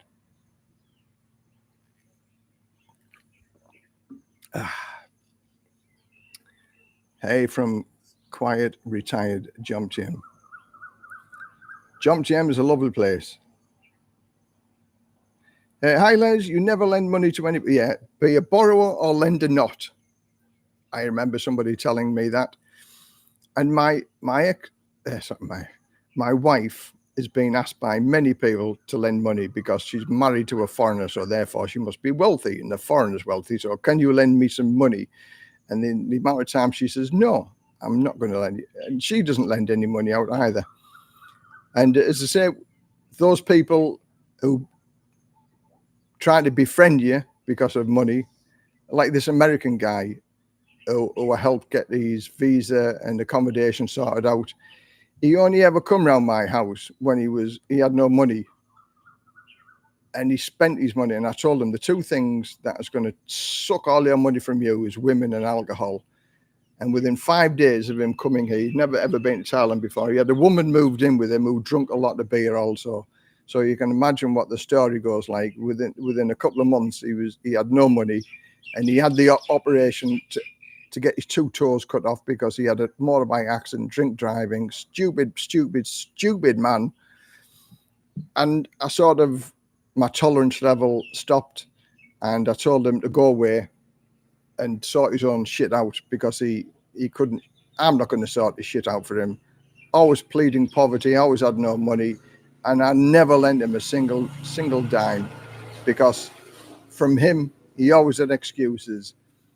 And he moved into a location, and within 30 minutes he'd borrowed 2,000 baht off his neighbour. So lending money to people can make you unpopular, because when you ask for it back, oh, what are you asking it back for? I've got no money. I had no money. Don't lend money to anybody. Words of wisdom. Yeah. Hi, Les. Hi, Les. Does the motorbike insurance cover medical expenses for Falang? Or is it just? Yeah, I think it covers you for 5,000 bahts worth of accident. But also, if you open up a bank account with Bangkok Bank, your card also, don't quote me on this, but I'm almost sure, I will check it out. I'm almost sure that because you open a bank account with Bangkok Bank, there's 5,000 bahts worth of insurance there. So altogether, you probably cover up to 10,000 baht motorbike insurance. Now, funny enough, this guy who had the accident on the motorbike he rented wasn't insured, but by the following morning it was insured. So it was that actually paid his medical bill of 10,000 baht or something like that, and then he had to beg, borrow and steal the rest of it to make it up to 20,000. But again, let's hope you don't get into any accidents, because I don't know the definitive answer, and the best way to stay out of accidents is be careful. Motorbike accidents are the #1 accidents over here, and that's a lot to do with drinking and driving. Hi, Les. One way of increasing your membership is to get a slot with Nick and Dean on NDTVI Sunday show. If you're in Pattaya on a Sunday, I reckon it will increase your membership quickly. Yeah. Now, I know Nick. I've talked to him a few times in Pattaya, because we stop at the forget the name of the hotel now. It's gone. It's gone. Down Soy 7. We stay in the hotel down there, and I've talked to Nick a few times. Different niches. Different niches. He's in the Pattaya niche. I'm in the retired and living the dream niche with your partner and your girlfriend, living a quiet, sensible life. He's into party, girls. Totally different niche. And in reality, majority of people like Nick Deans would find my channel boring, because I don't do any of the glamour photographs, if you like, or the glamour videos, or the sexy girls in Pattaya. There are plenty of people who are getting thousands of views on videos such as like that. And my channel is very boring to them. My niche is to the people who've got the girl, got the wife, and want to live a quieter life outside of Pattaya. So yeah, I've talked to Nick on several times. Same with Trevor, with Buzzing in Pattaya. Again, another superb guy. I've talked to them quite a few times. Yeah, different niches, different channels, different wants, if you like. And everything Pattaya, I like him. He does a faceless YouTube channel, everything Pattaya, but he knows his stuff in Pattaya, the gentlemen's clubs and things like that.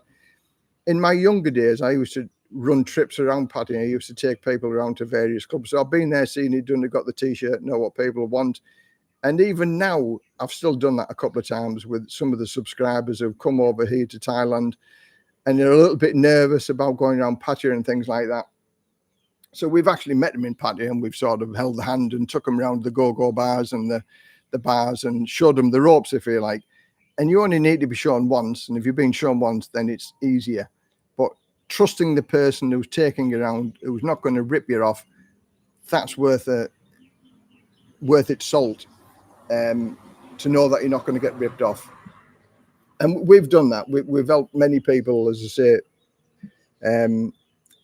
navigate around Pattaya without getting ripped off or burnt. And that's in itself. And Trevor and Nick can also do that also. They have their bar runs every week, and they take people around to various bars, and you can have a good time. Use the YouTube channels for your best advantage if you can. So yeah, Nick is a fabulous guy. I've known him for quite a while now, and but different niches. Give it 5 minutes, another one will pass by. Unfortunately, you never get the amount most exchanges show online. Yeah, with TransferWise, you do. It's very, very close to the XE, which I have. I mean, at the minute, let's have a look.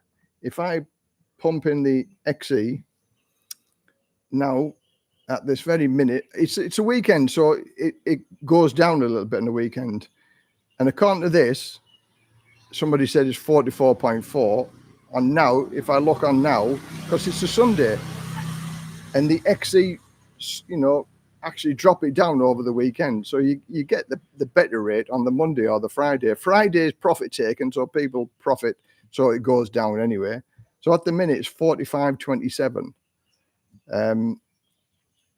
But if I go to, I use TransferWise, just trying to do it online here, TransferWise. So if I transferred over, let's have a look. I'll tell you what rate you'll get in a minute.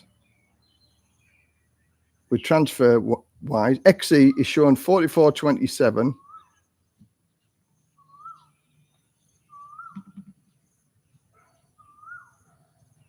And TransferWise at the minute is showing 45.29. So TransferWise is actually showing two digits above the 45.27. So TransferWise is good. 45.29.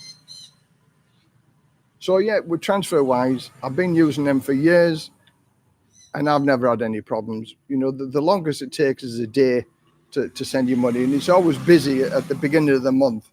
So during the rest of the weeks, after the first week, it's usually there within seconds. But because it's the first of the month and they must have many transactions, it may take a day.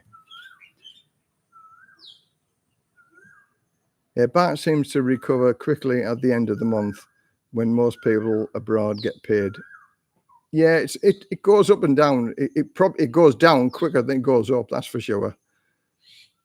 Because you retired at the early age of 50, did you manage to accumulate 35 years national insurance contributions so that you get the full state pension? Yes, I did 35 years because I also had a couple of businesses that I ran. I was an electrician. I had my own business for 10 years. So I paid private or extra national insurance contribution. So yeah, I've got my full 35 years, but in the fire brigade, we opted out of the state.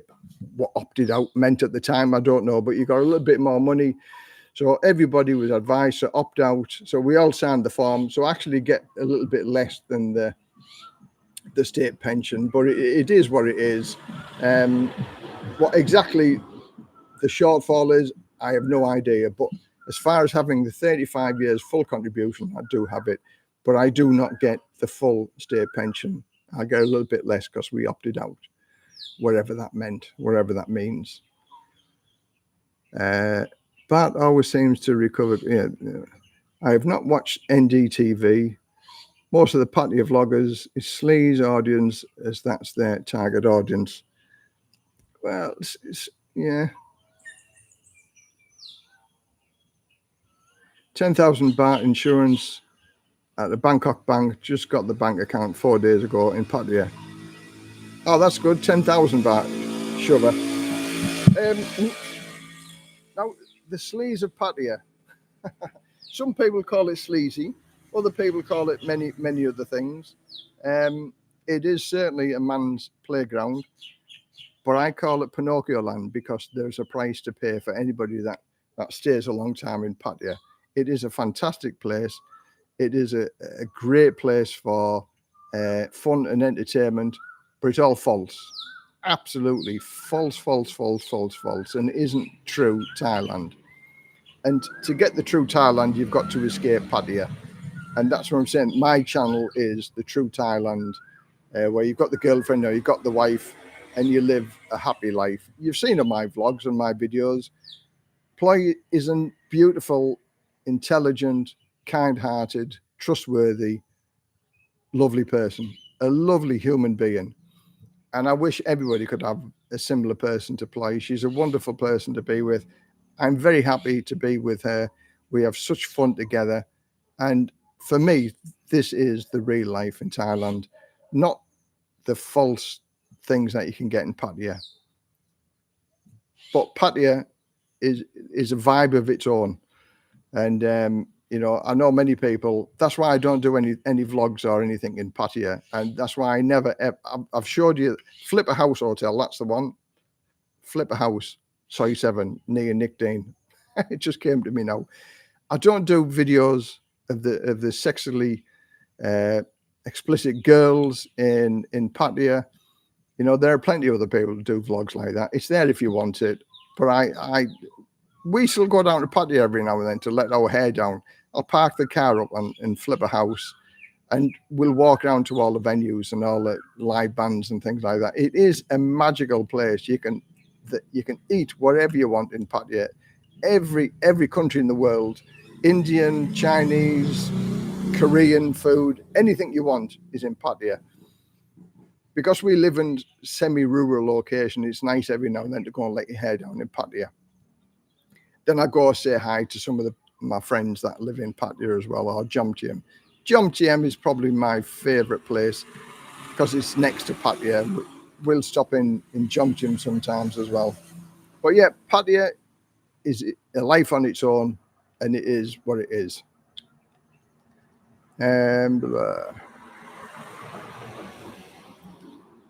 Paul, I'm thinking, Liz, as a similar thing to me, where because we're having a good company pension, you are contracted out of the top up national insurance, so state pension is less. Yeah, same. Yeah, that's what happened.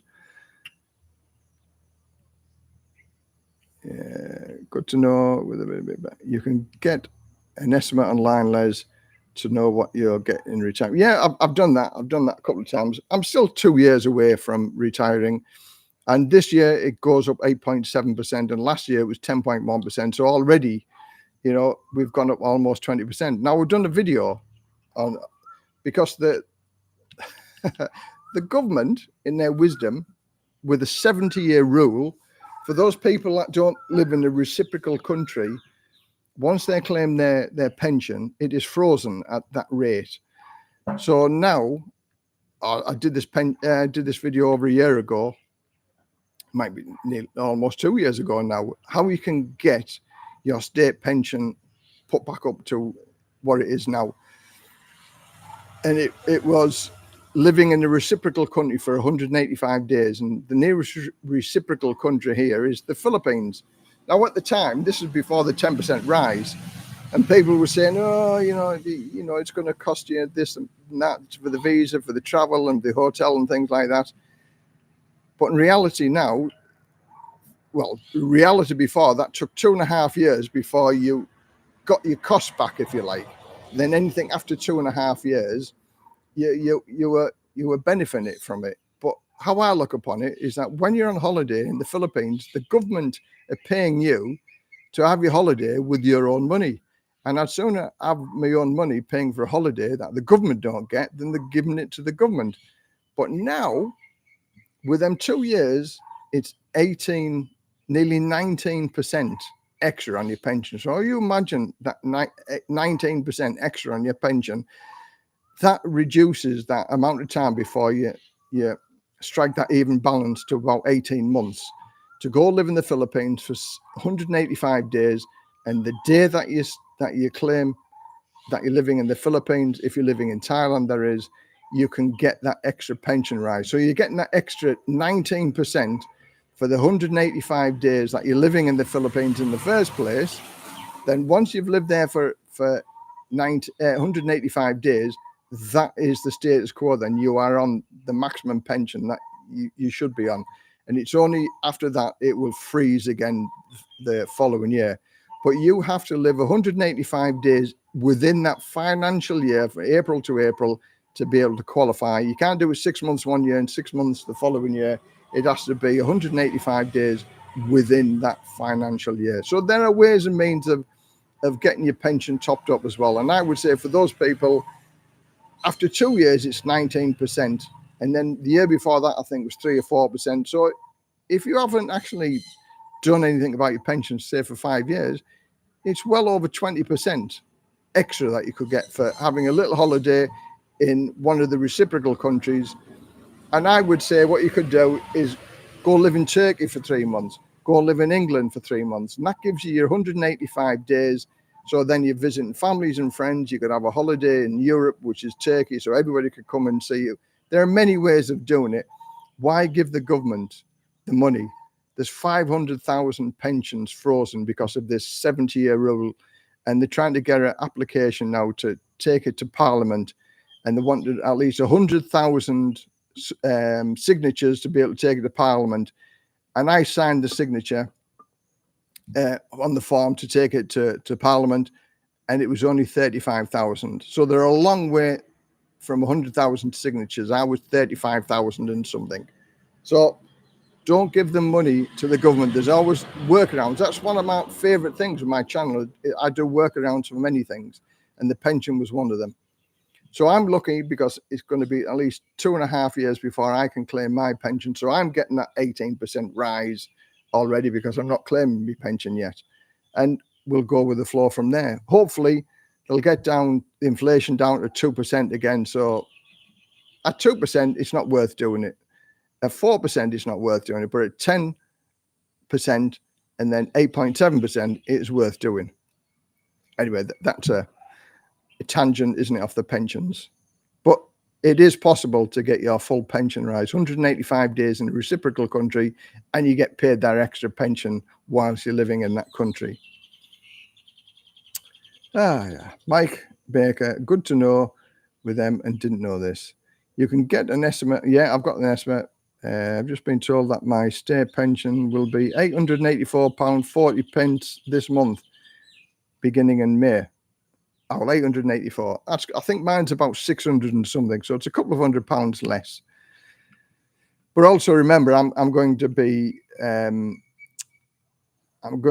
paying tax because I get my fire brigade pension as well, so it's going to be taxed as well anyway. So, but for me, that is my extra holiday money. That money isn't going to be used for anything else apart from holidays and having a bloody good time. So from 66 years old onwards, 35 to 40,000 baht a month, that's just going to go on holidays and enjoying my life, if you like. It's not going to go to anybody else. My perfect example of enjoying my life is that when I die, I want to owe the bank £1. And if I owe the bank £1, it means I've spent all my money on me and the things that I want to do. I've got a friend who has a bank book full of zeros, but he's been nowhere, done nothing, seen nothing. And when he's on his deathbed, he'll just open his bank book and see all the zeros. That's going to go to somebody else because he's got no kids. Somebody else is going to spend all of his savings, and he's got a head full of zeros in his bank book, but a head full of no memories of wherever he's been, wherever he's done. And he's a lot older than me, but he's been nowhere, done nothing, and seen nothing. Crazy. All right. Jumping paddle is just the springboard to get my feet grounded for 6 months. Ao Nang Hua Hin is the final destination. Yeah, Hua Hin is a beautiful. Pattaya is it is a springboard. I've been there, seen it, done it. I've got the t-shirt. I remember watching the flipper house being built. Yeah. Flipper house, yeah. Soy 7 has got some really good memories for me. I like Soy 7. Yeah, Pattaya is a false place. Heaps of gold diggers there, but there's gold diggers everywhere. Not just Pattaya. There's gold diggers everywhere in every country. So, but here you've got to have less gold to be happy than America. You never see an old guy with a beautiful girl with no money in America, but you can be with your state pension of 800 and what was it, £884.40, and you can have a beautiful girl on your arm over here. The gold diggers accept a lot less gold over here than they do in America. I'll probably be shot down for that one, but never mind. You can get a government quotation online and know exactly what it. Well, it's an estimate, isn't it? It's always just an estimate. But like I said, the last time I looked, it was 600 and odd pounds. So I'm okay. I'll cross that bridge when I come to it, and I'll get it when I get it. And hopefully, I'd like to spend it. I'd like to claim it for as long as I can. Krabi province of Thailand, across from Phuket on the sea. Krabi. Mr. Who? Hi up, Les. How is it going? I'm grafting down the allotment again. Allotments. We've got fruit trees now, and we put banana trees in, and we're almost ready to harvest our first bunch of bananas. We've got guava trees and another fruit tree. I don't know what fruit it is, but we've got limes as well. So yeah, we're doing our little bit for, help grow our own vegetables here. And I'm going to grow some, because I'm back on my keto diet next week. I'm going to grow my own lettuces and cucumbers and things like that. So yeah, we'll start our own little allotment here. I'm still waiting for the beetroot. It must be delayed in the post, but never mind. I might even try to grow my own beetroot over here. Now there's the thing, isn't it? Because I like beetroot sandwiches. But on keto, you can't have bread. But I could just eat beetroot. Oh, lovely.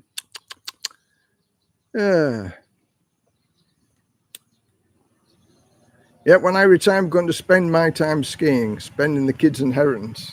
Exactly, just like that one there. Now I'll make these cards. There you go, retired and living. I've got my own little Etsy shop, and I do a number of cards. There's another one. Spending kids' inheritance. And I was never ever going to give my kids the money. I was always going to spend it on me because I've worked for it. And when all said and done, my kids, I give them enough in life to get started. And it's up to them to make their own money. My parents were poor. The only thing I got from my parents was £1,000 when I got married. My parents didn't own their own house. They lived in a council house. And my parents give me the morals, scruples, and principles that I've always had all my life. And that's how I still live today. Morals, scruples, and principles. Never do anything bad to anybody. I always do everybody give them a leg up or hand. Be nice, be positive, and be polite. Moral scruples and principles will get you far more than education. Just being a nice person helps you along. Everybody likes nice people. Right, where else? Well, let's have a look. Waiting for the beetroot. Do most expats move to Thailand with a suitcase? I've looked at the shipping costs and taxes. Expensive. Yes, it is expensive. There is a thing that when you move to Thailand, within the first 6 months of living here, you can bring your things in without paying any duty. But after 6 months, you've got to pay, or you can be asked to pay duty on the things that you get sent over. But yeah, I've got to say, when I came over here, I had a suitcase or a backpack full of clothes, and that was it. And I started everything. From the clothes over here is cheap. Everything else is over here is cheap. Electrical goods, maybe it's on par with what you'd pay for. But take all the other things that you don't have, council tax, you don't have to pay TV licenses, you don't have to pay exorbitant electricity or gas bills. So all of them things in my mind add up to a more sustainable and cheap living over here than it is in the UK or America. So start off with a suitcase and just buy all new clothes, buy all new things, and slowly build it up. Again, you know, if you rent a house, majority of things are already included with the house, so there's no need to buy TVs, sofas, washing machines, and things like that. So you can actually start off here very cheaply. I've done many videos on living on 35,000 baht a month.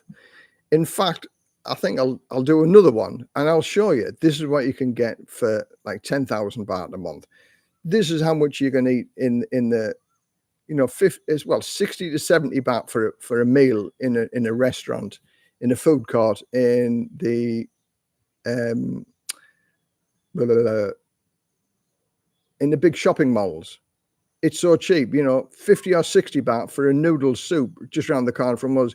You can easily live on, you know, 40,000 baht a month here and live a good lifestyle over here. A far better lifestyle than like the guy who said £840, 40 pence.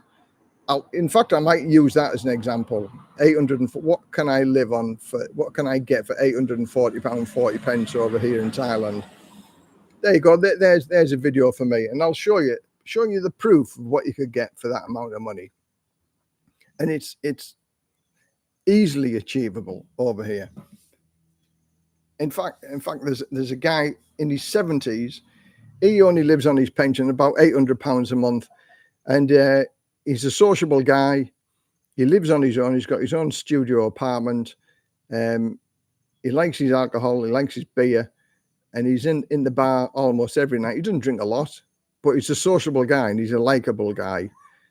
So he's got many friends and he's always in the bar. So he's always got somebody to talk to. And he has a bit of adult entertainment every Saturday, if you know what I mean.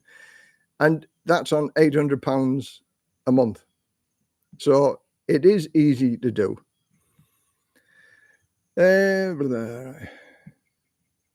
Being a nice guy is double-edged sword. As unscrupulous people take advantage of you, it's okay to be nice as long as you know how to say no.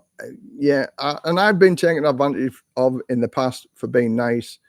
That's happened to me, so yeah, I know that rule. Nicer people, but they'll stab you in the back.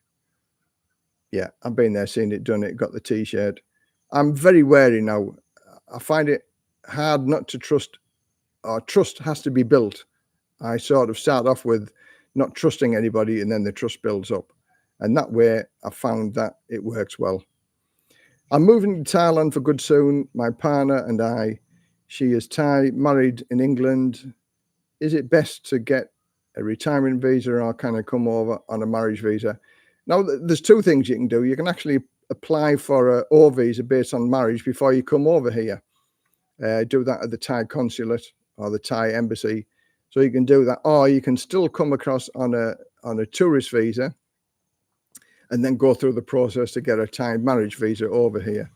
So swings and roundabouts, really, whichever way you want to do it, but both are possible. But you do have to jump through a lot of hoops when you come over here with regard to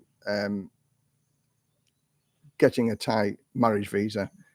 Also, you need to get everything translated into Thai. So your marriage certificate needs to be translated over to Thai. Any important documentation, your wills and things like that has to be converted into Thai. You can do that at the Ministry of Foreign Affairs in Bangkok. It costs you a little bit of money, but then everybody is cooking with gas. Everybody knows what's going on then. But that needs to be ratified also. So yeah, it's a lot of work to do in the initial stages, but once it's all done, it's easy straight. Sentimental items, bin it or take it with you. Well, again, one sentimental item compared to another. I got a statue when I retired from the fire service. You get a statue, and it's a firefighter carrying a child, and it's at my sister's house. Is it sentimental? Yes, it is, because at the end of the day, it was given on my retirement. but it sits on my sister's house because it was too big and heavy to put in my suitcase to bring over here. I've got pictures of the fire station that I worked at. I copied it on Google, took a picture of it and done it like that. Sentimental items.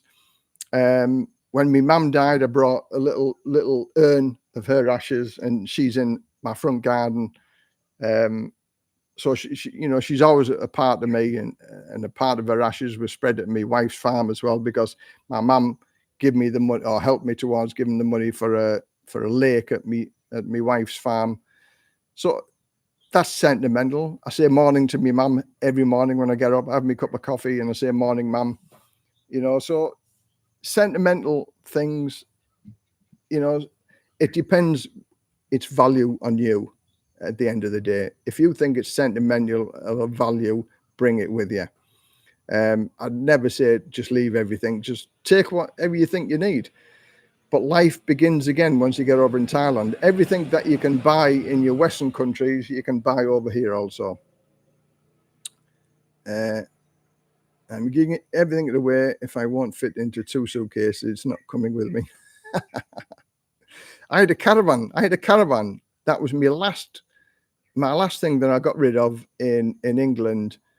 And I bought a brand new caravan, and it had all my worldly possessions in there. Then I lived here for 2 years in Thailand. I didn't have a car when I went back to England. So if I went to the caravan, it held so many happy and good memories.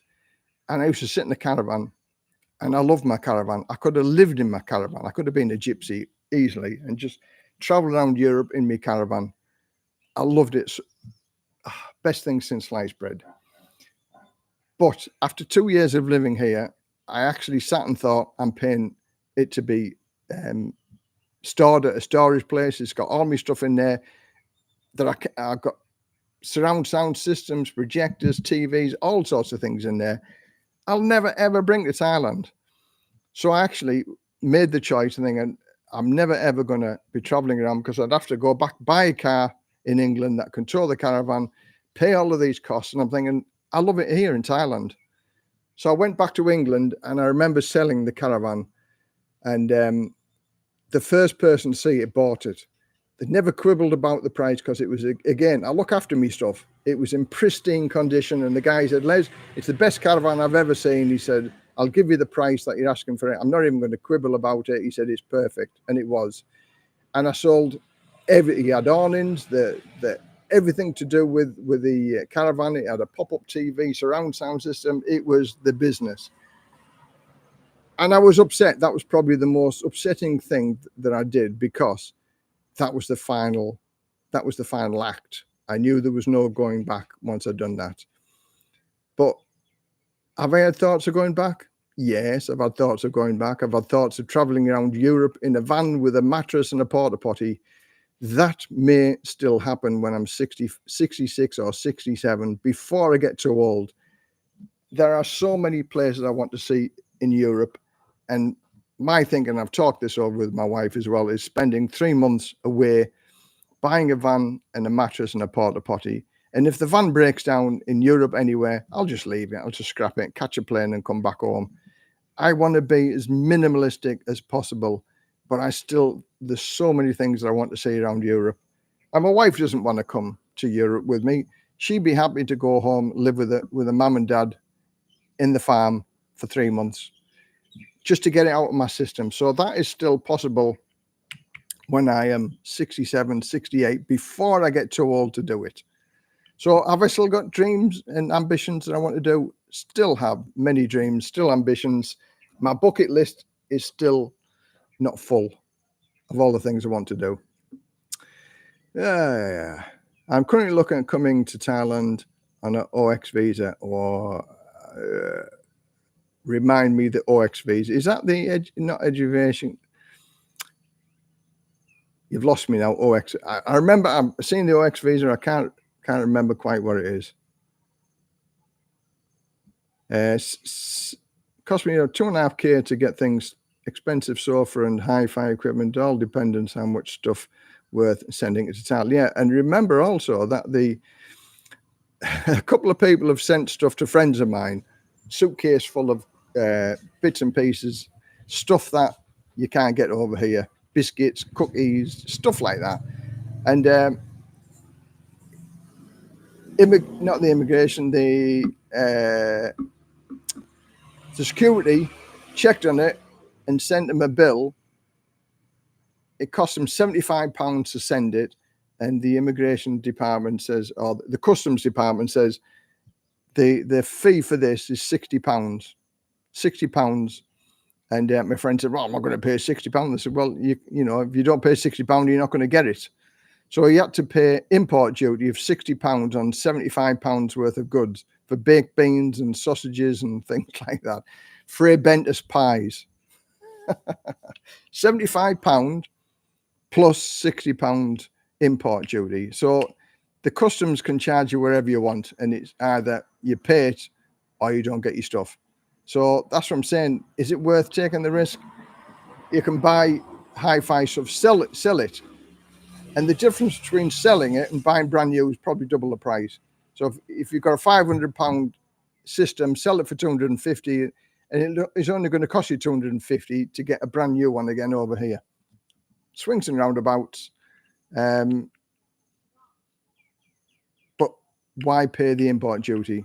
Because they can charge whenever they want. Because at the end of the day, they have your stuff, and if you don't pay it, well, then they're gonna keep it, and they'll have this.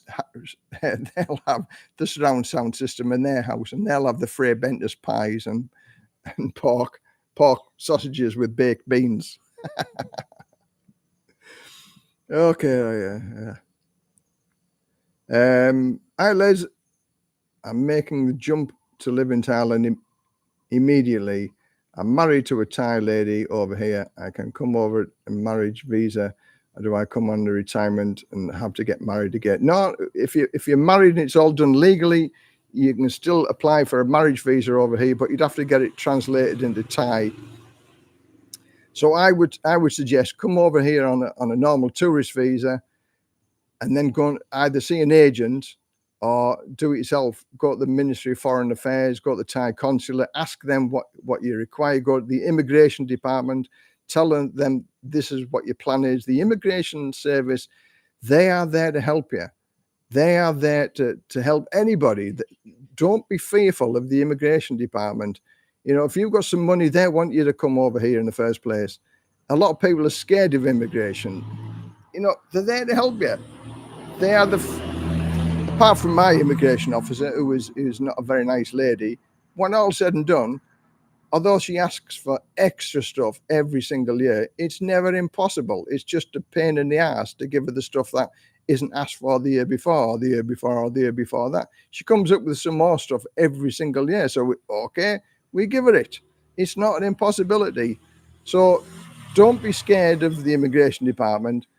Come over here on a tourist visa and say, listen, this is what you want to do. What do I need to do? And they will tell you, and your Thai wife will understand far, far better than you, because the immigration officer will talk Thai with her, and between the immigration officer and your Thai wife, they'll sort everything out for you. It is not difficult to do. But the immigration officer will try to talk you into doing the retirement visa, because that's less paperwork for them to do. And the retirement visa is so easy. In and out within 15 minutes. Okay, new country, new start, I guess. But I've always been a bit of a hoarder. It took me 3 Mercedes Sprints to tip my stuff over from England. As much as one suitcase scares me, it's possibly what I need. Yep. I remember when I went to France, I was going to build my own house. I took a ride-on lawnmower, insulation, log burning stove.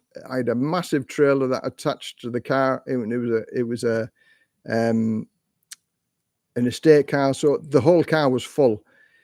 And I remember on the land was a tin garage, and that was it. And I converted the tin garage for me to live in there. I had a little kitchen, little sleeping area, little lounge, outside tables and chairs. I insulated the roof, insulated the walls, put my log burning stove in there. And even in November, when it was snow on the ground, I sat there eating my beans and sausages with my log burning stove on, and I loved it. And I could have just lived in that tin garage. I'm such a simplistic needs, and I loved it. And I'm thinking, I don't need to build a house. I could just live in this garage. I could just live the way I am. I had stunningly beautiful views, and I was happy in the tin garage. So, but you can live a much nicer lifestyle here for not a lot of money also. I mean, this house that I've got here, many people have seen it now. I'm in the process of doing another video.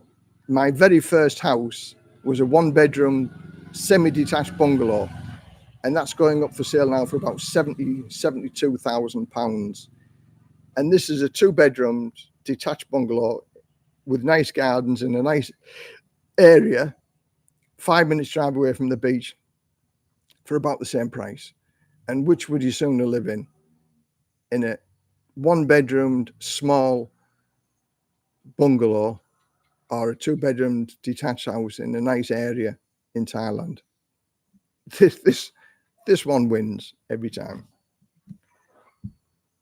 But you do need money to live here in Thailand. You can't live here on nothing. As much as it's a cheap country to live in, you do need money to live here, that's for sure. OX is a 5-year visa that can be... is that like the elite visa then? The elite visa? Because I've done a couple of videos on the elite visas, how you can save an awful lot of money and get almost the same thing as the elite visa. And you don't lose anything, because the elite visa, I think it's gone up to 1 million baht. Is it something now? Crazy, crazy, crazy price. I was thinking about buying a caravan in Benidorm when I retire, spend March, October there, only 2-hour flight from good old Blighty, then October to March in Southeast Asia. That way I avoid paying tax in the UK. I think if you're getting your state pension, and if you're still getting an income more than £12,500 a year, you still have to pay tax. I have to still pay tax on my fire brigade pension because it's over £12,500 a year. I pay tax on it, and there is no way around that. So I still have to pay tax. And also, when you're living in Benidorm, isn't there a limit now as how many months you can stay there? And the caravan being on the site, does it have to be a certain year? Once it's over a certain age, it has to be removed off the site. Site fees and things like that. I looked at all of them options as well. I looked at buying a caravan and a car over in, it wasn't Benidorm, but it was somewhere in Spain. I thought, so then I had a bolt hole. I looked at a caravan storage or a caravan site to put my caravan in England, and that was £3,500 a year. And it was just like prohibitively expensive. And I thought, well, what I pay in the fees for my caravan just to be there, it'll get me a nice house over here in Thailand for almost a year. Well, in fact, more than a year for the same price. So I looked at all the options, and, you know, there's only you can look at all the options, but look at everything before you pull the trigger and say, this is what I'm going to do. But yeah, you know, there's some people living here 6 months of the year and 6 months in England. We're all different, you know. We're all different in what we want. Hello, Les. Early here, but wanted to say hi. Pooping while standing. Good morning, early morning, wherever you are. Nice weather all year round. Then rent caravan out during the school holidays to cover the fee. Yeah, there's people I know that actually rent the houses out in Spain, and they live on that income over here. I want to travel north and south and will not be tied to a yearly contract. If my belongings are weighing in at 16 kilos, I'm too heavy. That's it. You can. There's people living in a van over here, just traveling around Thailand. You can buy a cheap van over here and just do the same. But sometimes it's a bit like spending, you know, your time in a hot box, because there was a guy who spent almost 2 million baht on a motorhome, beautiful motorhome. Got to say, beautiful motorhome. But he stopped at 3 Beach, and they charged him 600 baht to stay the night. So you could use the toilet facilities. Now you can get an air-conditioned room for 600 baht a night. But he did have a dog, and it's very hard to find dog-friendly hotels as well. So, you know, he had solar powered for electricity. He thought of it in a big way to reduce them costs as far as, you know, hotel costs. And he loved his dog. And so there are ways of doing it here as well. But Thailand isn't geared up like Europe is for traveling around in a motorhome or caravans. There's no sites here really where you can plug in and, you know, put the air conditioning on all night. But hotel rooms are very, very cheap over here.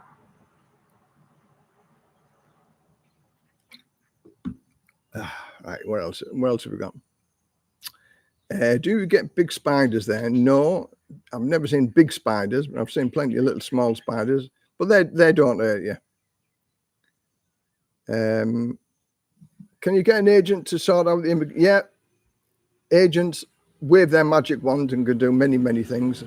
Again, if you want a good agent in Pattaya, send me an email and I'll give you the agent's details. He does everything, getting your driver's licenses, getting your, well, you can get a retirement visa, open up a bank account. He does many things.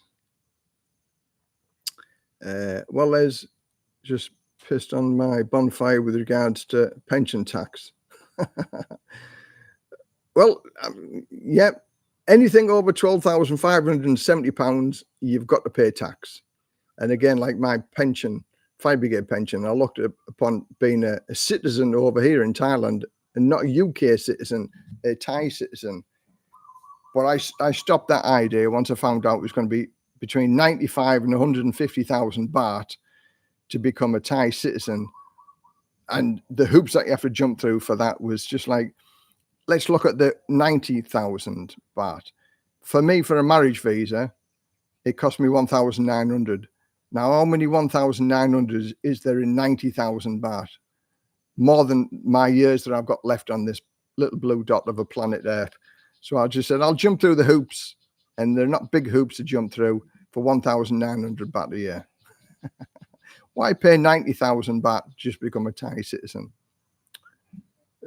I can't speak Thai anyway. It's very, very difficult. I've tried, but it's very, very difficult to do. I'm going to bed, Les. Nice seeing you again. Take care and stay safe, and look forward to catching up with you in May for a coffee and some lunch. Thank you very much, Montana. Look forward to it. May is just around the corner. So take care. Thanks very much for joining. Thanks very much for a couple of comments that you made on the chat. Take care. Thanks very much. Totally agree with you. Time to offloading. I'll be me in the suitcase and my dog. I can't wait. Yeah, there's another guy who came here with his dog, and he's living in Pattaya, and he's found a place that's sort of dog friendly. So yeah, it can be done. There's a few more hoops to jump through, but it can be done. Does the sun in Thailand generate more power than other countries? Generate more power. Solar isn't a big thing over here because electricity is so cheap. I mean, I've done a couple of videos, and I do solar here as a backup and also to sort of offset my bills. But my electricity bill here is, we got this month's electricity bill 469 baht, which is less than £10. And it's never, ever, ever been over 1,000 baht, which is, you know, unheard of. It's usually about 700 or 800 baht. But now my little bit of a solar that I've got, that reduces it by 100 baht a month or so. I've got solar backup, but in reality, electricity is too cheap here for people. It's still a 7 to 10 year payback time for solar. So solar, it has to become a lot cheaper before people, especially the Thai people, because they don't look upon, you know, 7 or 10 years. If you get payback in a year, then they'll do it. But 7 to 10 years, who knows what's going to happen in 7 or 10 years time. So solar is going to be a long time coming. There's more expats and foreigners living here who go solar than Thai people, that's for sure. What part of Thailand would you say is good, Les? I would say all of Thailand is good. North and south. It swings and roundabouts. If you like the countryside, up north, if you like, the coastal areas down south. Where we live here, I mean, I like Rayong. It wasn't on my list of places to stay when I first came because it's not on the tourist map. I've been to Chiang Mai, Pai, Chiang Rai. I've been to Phe. I've been to Phuket. I've been to Krabi. Been to Koh Samui, Koh Samet, Koh Chang, Koh Kud. Many, many different places in Thailand. And I chose Rayong because it's not on the tourist map, because it's a cheap place to live, because it's not on the touristy map. So everything, living accommodation is good. And if I want to go on holiday, I'm like 3 hours away from Bangkok, 2.5 hours away from the airport, an hour and a half away from Pattaya, 3 hours away from Koh Chang, 14 hours away from Chiang Mai. So Thailand, I'm sort of in the center part of it. And that's good. That's good for me. Because you can't, even if you live in the most beautiful, stunningest place in the world, that beauty will wear off in time because you're used to seeing it every day. I can go down to Phuket, I can go to Koh Samui and be in awe with its beauty because you don't see it very often. But if you see it every day, then the beauty just wears off, but you're paying to live in that beautiful place.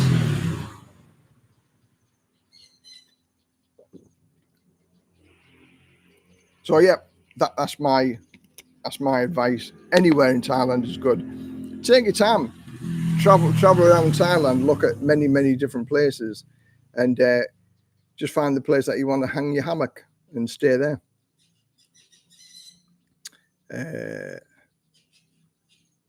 I'm looking at all options at the moment: caravan, canal boat, buying a flat, etc. There is a lot of options.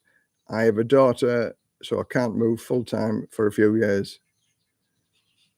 Yeah. I mean, family. I looked at that as well. The canal boat. I looked at buying a flat, but sadly, because I got divorced and I was pegged to the mortgage from my wife for a number of years, and property shot up during the time that I was pegged to the mortgage. So I couldn't get a mortgage because I was tied to the mortgage, because under divorce, my wife never earned enough to be able to take over the full mortgage. So I said to the judge, listen, I said, you've just stopped me from moving on with my life. And anyway, long story short, I missed out on the property. I was going to buy a house once the divorce was over and done with. But when the judge said to me that I'll still be on the mortgage until my wife gets a mortgage. So my wife was really, she was in no hurry to get me off the mortgage because I was the other guarantor. So even if she defaulted on the mortgage, there was some comeback on me as well. So yeah, I was hammered from all directions. But here I am now. I've been retired for 14 years. She's still working, and she's still got another 7 years before she can retire. So didn't I come out of it badly? In my mind, no, I didn't. Because when I retired at 50, which was 8 years after the divorce, I sent my kids a postcard from everywhere I went around, because I traveled the world for 2 years.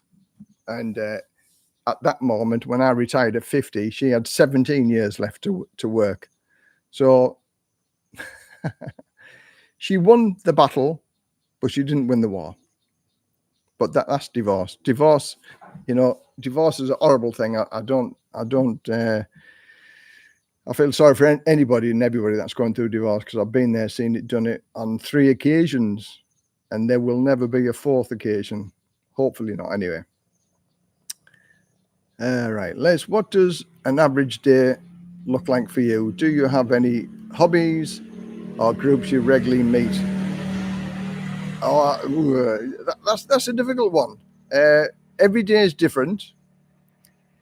My hobbies are, YouTube. I do a bit of that. I do DIY. I love DIY. I've done various solar projects here, the water filtration system, the garden. That hammock there was on there, and this sofa there. I'm on there in the morning, and there's the hedges there. The hedges there. and that one there, that took me the best part of a day to cut. So yeah, running a house as well, you know, painting, little bits of decorating to do, you know, replacing a tap, a leaky toilet. So it's the same as I would be doing if I lived anywhere in the world. You know, a house takes a certain part of the day up as well. We do the shopping as well, aimlessly pushing my wife does that while I go and have a coffee. She'll go around doing the shopping and I'll go and sit and have a coffee. It's one thing I hate. I hate it in England and I don't like it here either. Pushing a trolley around the aisles to get the food shopping every week. We have a regular, every week we have a brunch club where between 6 and 12 of us go and put the world to right for an hour or so. And they're Americans, Canadians, English, Irish, South African, so a group of people. And because we're not bar drinkers or we're not bar goers, we do have frequent get-togethers around people's houses, social evenings and things like that. And there's 5 couples going to Corcud in March. So we basically hired five rooms from this resort that we're going to go to, and we're going to spend 3 days. So yeah, we have a good social lifestyle here. My hobbies is YouTube and doing things like that. In fact, my days sometimes need to be 48 hours long, not 24 hours, because I can't fit everything in. And I wonder now how we used to manage a job and fit all the things in, working 7 days a week, 4 different jobs. Because now I'm retired, time goes by like that. It really, whether time gets 12-hour day, I don't know. But in reality, every day goes very, very fast. Here we are now, the 28th of January. It only seems like yesterday we come back off holiday from Corcud. And we came back on the 4th of January and we extended the holiday by 2 days because it was so good. So, yeah, every day I'm never bored. Absolutely. I've never, ever been bored since coming over here to Thailand. I've never been bored in my life anyway. I've always got something to do. But that is important, that you've got to have a hobby and interest. Don't become a barstool warrior where you've got nothing else to do, but you'll just go and sit in the bar and just talk negatives. Negative people attract negative people. Stay positive, be with positive people, and you'll have a happy life.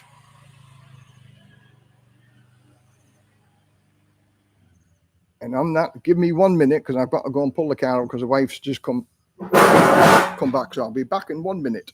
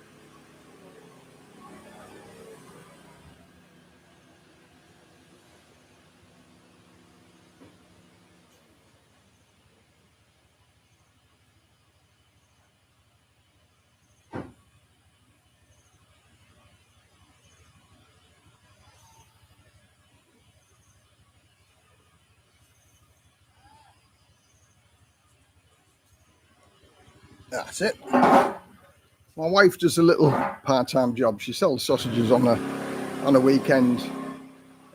She does it just to have the chat with the Thai girl type thing, because we live together 24 hours a day with each other. And so it's just nice for her to talk Thai with the other Thai girls on the beach. And I mean, what a beautiful office, you know, sat down by the beach selling sausages and, you know, looking at the box, all the sausages are gone. So she makes a little bit of money on the weekend doing that as well. So I do my YouTube on the weekend and stuff, make videos and wash the car videos, things like that on the weekend. So she does her little bit. So it's a case of both of us give and take. you know, not be possessive. There's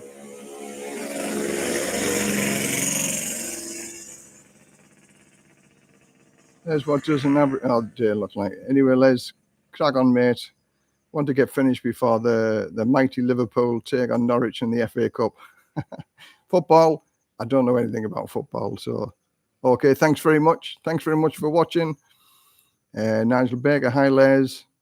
Hi Les. I'll be back in Thailand next week.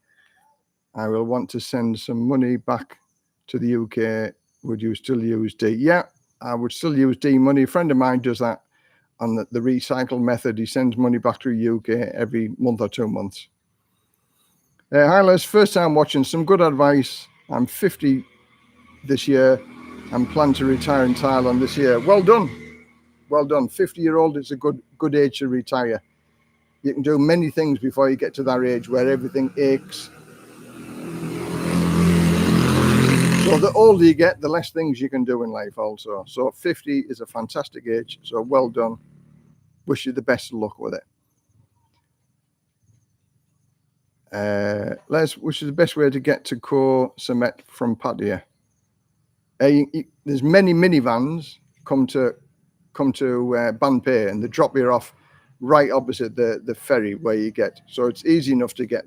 Plenty of minivans come to Banpei, and then there's 2 or 3 ways you can do. You can get the market boat or the slow boat, which is about 60 baht to get over to the Koh Samet, or you can get a speedboat, 150 baht, or you can get the super safe catamaran, and you're in Koh Samet in 10-15 minutes. And that's, again, about 150 baht. Then once you get off at the pier, Koh Samet, you've got to pay the army 200 baht because it's a national park, and you have to pay 200 baht to get in the national park. And that ticket lasts you for 5 days. Always carry the ticket with you, because if the soldiers ask you to show your ticket on the beach or something like that and you don't have it, they will assume that your ticket is run out, and they will charge you another 200 baht for your ticket. So that's the easiest way to get to Koh Samet, and it's a stunningly beautiful island. It's not a very big island, but it's beautiful to visit. Hi Les, be back in Thailand. So somebody back. Hi Les, first time watching, 50 this year, and I've got back. Good night. Thanks for your advice from Scott in New Zealand. Good night, Scott. Thanks very much for tuning in. Much appreciated. And thanks for some of your comments. Look forward to you getting here eventually in Thailand. The only stressful moment of the day, the missus gets home and you have to move the car quickly. Exactly, yeah. Yeah. Usually she's, what time is it now? It's almost 20 past 6. Yeah, she usually comes back about 6 o'clock. She drives a motorbike. She got the license from the motorbike, but she hasn't got the license for the car. And I didn't want to park the car outside because it's under the sun and it heats the car up, whereas the car is just parked under the shade. Well, everybody knows where the car is, because when I do me washing the car videos, it's underneath the shade. So just literally 2 or 3 minutes to move the car out. So she moves the Samlo in the house, which is easy peasy. So she's going to learn to drive the car. She's going to go to a driving school, and they do have driving schools over here. And the cost, which is ridiculously cheap to learn how to drive a car over here, is about 5,000 or 6,000 baht to take lessons in a private car, and for them to teach you what to do to be able to drive a car and take your test. 5,000 or 6,000. It's almost that per lesson now, I think, in the UK. So while I'm still capable of driving the car, I'm okay with it. But eventually there's going to be one day where maybe I can't drive the car, and that's when she's going to have to learn.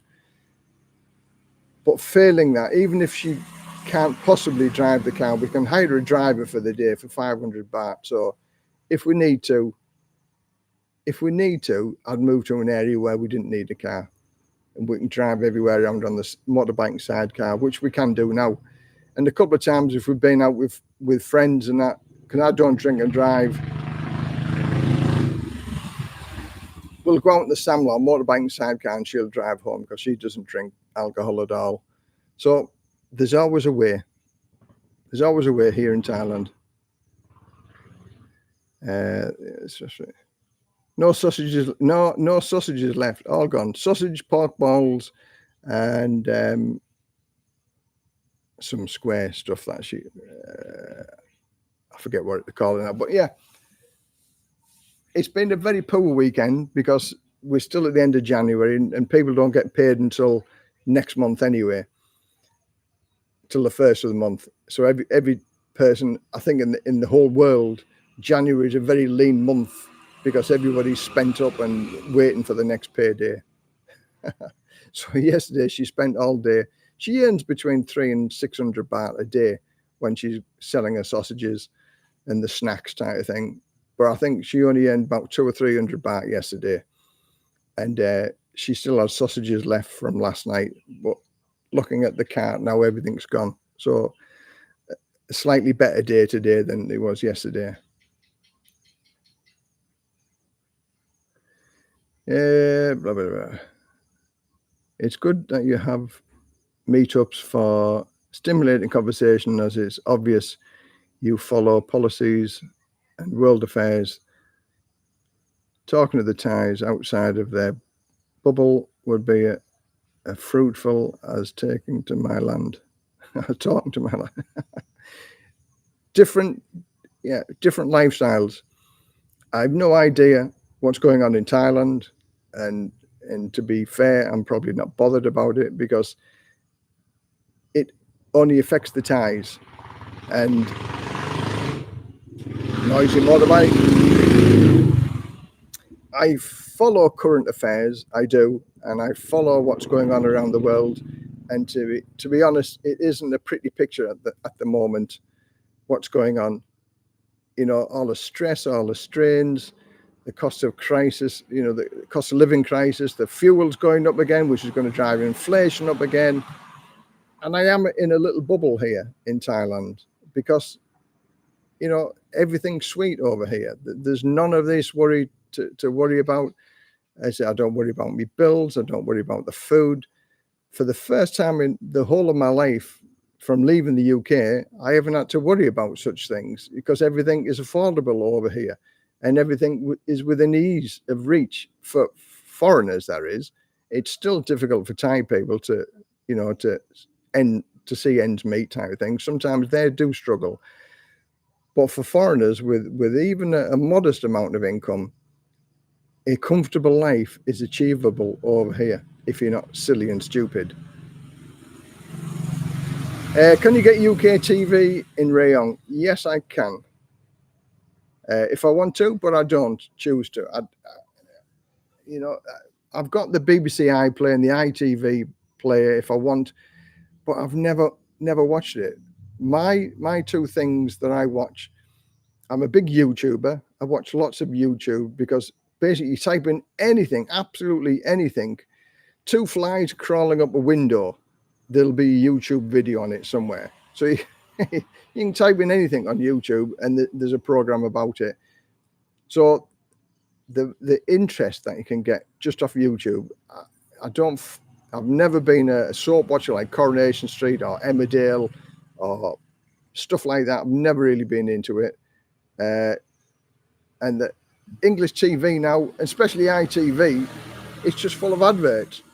The BBC News is biased. I watch the Sky News, Fox News. I'm a news and events person anyway. So, and then my biggest thing that I watch, because I've got a big 100-inch screen, projector screen and a projector. So I watch the movies, and that's Netflix. So I do not miss English TV whatsoever. I'm not a sports person, so I never follow any of the football matches and things like that. So, but you can get anything and everything over here if you pay the right price and for the right equipment. You can watch anything and everything over here.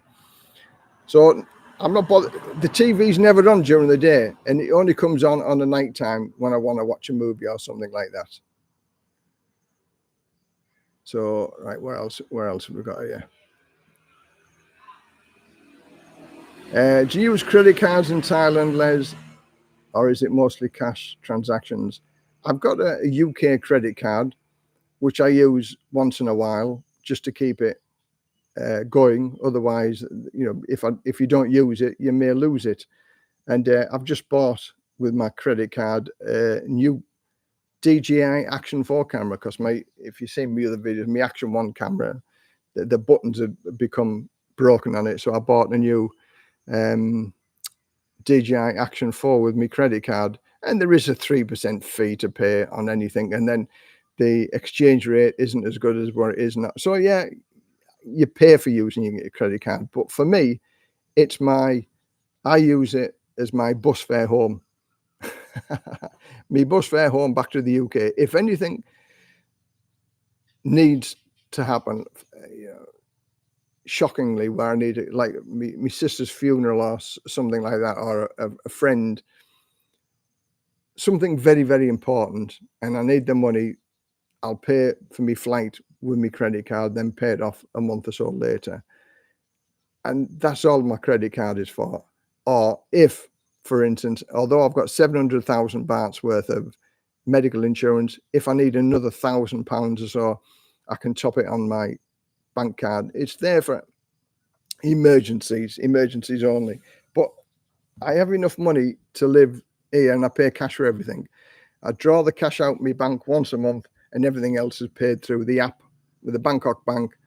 So everything's sweet, really. So yeah, we cannot get a bank card or a credit card. Foreigners cannot get a credit card over here unless they've got a work permit and they're working. I'm not into football. Do you? Not into football. Hi from Singapore. Hello, Singapore. How do I deal with jet lag? Oh, very, very difficult. I always find it more difficult to go back to the UK than I do coming back to Thailand. I do actually get homesick when I leave Thailand. I go back to England. Sadly, I went there last year because me stepdad died, so I had to go back for the funeral. And it was my sister's birthday a couple of weeks after the funeral of my stepdad, and then it was Christmas and New Year. And my sister got deep vein thrombosis when she came to visit me, so she'll never ever come back to Thailand again because of the fear of flying in case she gets, deep vein thrombosis again. So I said to my sister, okay, I'll stay here for the long term. I'll stay for your birthday, the Christmas and New Year. So I stayed in the UK for 9 weeks, and 3 weeks of the 9 weeks I was ill. I was never warm. I was always feeling cold, and I had to sleep on my sister's sofa. And she was always up 5:30, 6 o'clock every morning, and went to bed like 10 or 11 o'clock at night. So there were long days, and I was cold, wearing a fleece, a couple of shirts, just to try and keep warm. And it was a miserable time because it was cloudy, overcast. I think the sun came out for about a week out of the 9 weeks I was there. And to be honest, it was 8 weeks too long out of the 9 weeks. So I've no wish or hurry to go back to the UK again. Here it's warm every day. The sun's out every day. The feel-good factor. My last week before I actually came back to Thailand, I was really, really ill. And my sister said, cancel your flight, Les, because you're too ill to travel. I said, no. I said, I don't care. I'll drag myself on the plane to get back there. And I went to see the doctor the day before I flew. She gave me some strong medication. And once I jumped onto that plane coming back to Thailand, and I got back to Thailand, everything just miraculously went away, and I felt much better within 1 or 2 days. And I've got to say, I've been back over a year now, and I've never been ill during that 1 year. So Thailand for me is the place to be.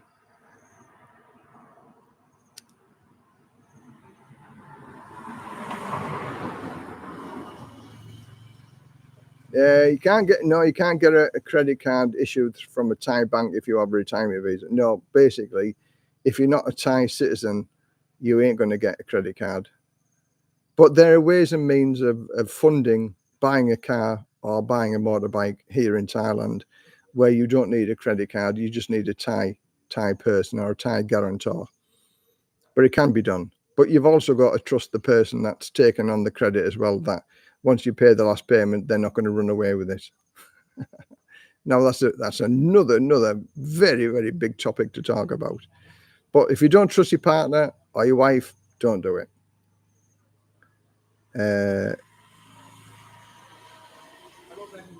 Wiz IPTV is used by many, costs about €65 yearly. Yeah, there's other people who have got the Fire Stick and things like that and get all of the football matches and things like that. It is what it is. Yeah, me stepdad, sadly, when my mum died, I went back for the funeral, and I spoke to me stepdad twice a week for a number of years, and he actually came to Thailand after a year after my mum passed. At 83-year-old, he came to Thailand, and he spent 3 weeks here. And I've got to say, he lived on that Thai visit for the rest of his time being alive. And he used to tell people in the pub that he used to go to in Redcar that Les took me down Soy 6. Now, to those people who know about Soy 6 and the people in Redcar who know about Soy 6, what, Les took you down Soy 6? Soy 6? He's, yeah, Les took me everywhere. Not that he got up to anything, but he's seen a part of life that he'd never, ever seen before, and he loved it. And so did his son. His son loved it being over here as well. He had a fabulous time. We went to many, many places, and I've got to say, he was still wide awake at 1 or 2 o'clock in the morning. He loved every single minute of being over here. So it just goes to show you're never too old to be able to come to Thailand. He was a cracking guy. I loved him, Paddy, and I miss him. And but I used to speak to him twice a week on not YouTube, the WhatsApp type of thing, and face-to-face talks with him. Fantastic guy. Sadly missed. But that just goes to show, we're all going to curl our toes up one day. So do what you can while you can for as long as you can. So as I keep saying, retire when you can.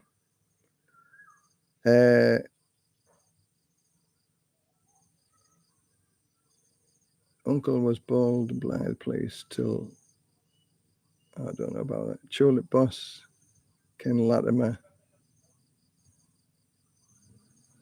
You can get a debit card from a Thai bank account. Yeah, you can get a debit card which you can use. Again, the apps here, everybody pays everything with an app nowadays. How much does it cost for Netflix? And do you need a VPN? I think it's about £8 or £9 a month. You don't need a VPN, but if you have a VPN, which is extra, then you can watch like the American Netflix, which shows different movies to the UK. But I find just the basic package is enough for me. £8 or £9 a month for as many movies. Okay, they're not the best movies, they're not the newest movies, but a movie is a movie, and I maybe watch the movie 2 or 3 times a week. And on the big projector screen, I have the headphones to go with it because the wife doesn't like the big loud bangs. I like war movies and adventure movies and things like that. So I have me wireless headphones on, watching the movies, and she watches her movies wherever on her little iPad. Everything's good. So again, like with radio, I've got a number of UK radio stations. Radio 2, I used to be a big fan of Radio 2 until Ken Bruce went for the chats and things like that. So, you can listen heart radio. I love listening to heart radio, and I have that on in the background. And with YouTube music, you can listen to anything and everything your little heart desires. So although we don't get the UK TV, you can watch wherever you want to watch. It's because I'm dead set on coming over and just sorting out, everything is possible over here. Do you think it's too early to retire at 45? What age did you retire? I retired at 50, but if you can afford to retire at 45, you will not be able to get a retirement visa over here. You have to be 50 years old to retire in Thailand, unless you get an elite visa. But the elite visa, for me, there are other ways of doing it. I mean, I think it's about £1 million baht now for the elite visa. I sort of lose touch with that because it's out of my budget, and it's the majority of people who talk to me trying to get away with not having to pay the 800,000 baht in the bank. There's many people. People ask me about that, but the elite people, if you've got that amount of money, I'm the last person you're going to be talking to, because if you've got that amount of money, you're not bothered about saving any money because you've just got it to burn and waste. But I just think what a shame spending all of that money when you don't have to. Yeah, so do it at 45 if you want. Soy 6 reminds me of the 1995 Van Halen Amsterdam. Soy 6, it's a wonderful place. It's very unique and very man friendly, if you like. Do you have other income streams aside from your pension? Now, I did a video on that. So many people say about working online, how easy it is, earn 3,000-4,000 or six-figure numbers, doing online. Now, I've tried all sorts of things. I'm in the process now. I did a video about earn $3,000 a week. Not, because it's a joke. There's a lot of snake oil for sale out there. People promise you everything, and then nobody gives you the golden goose.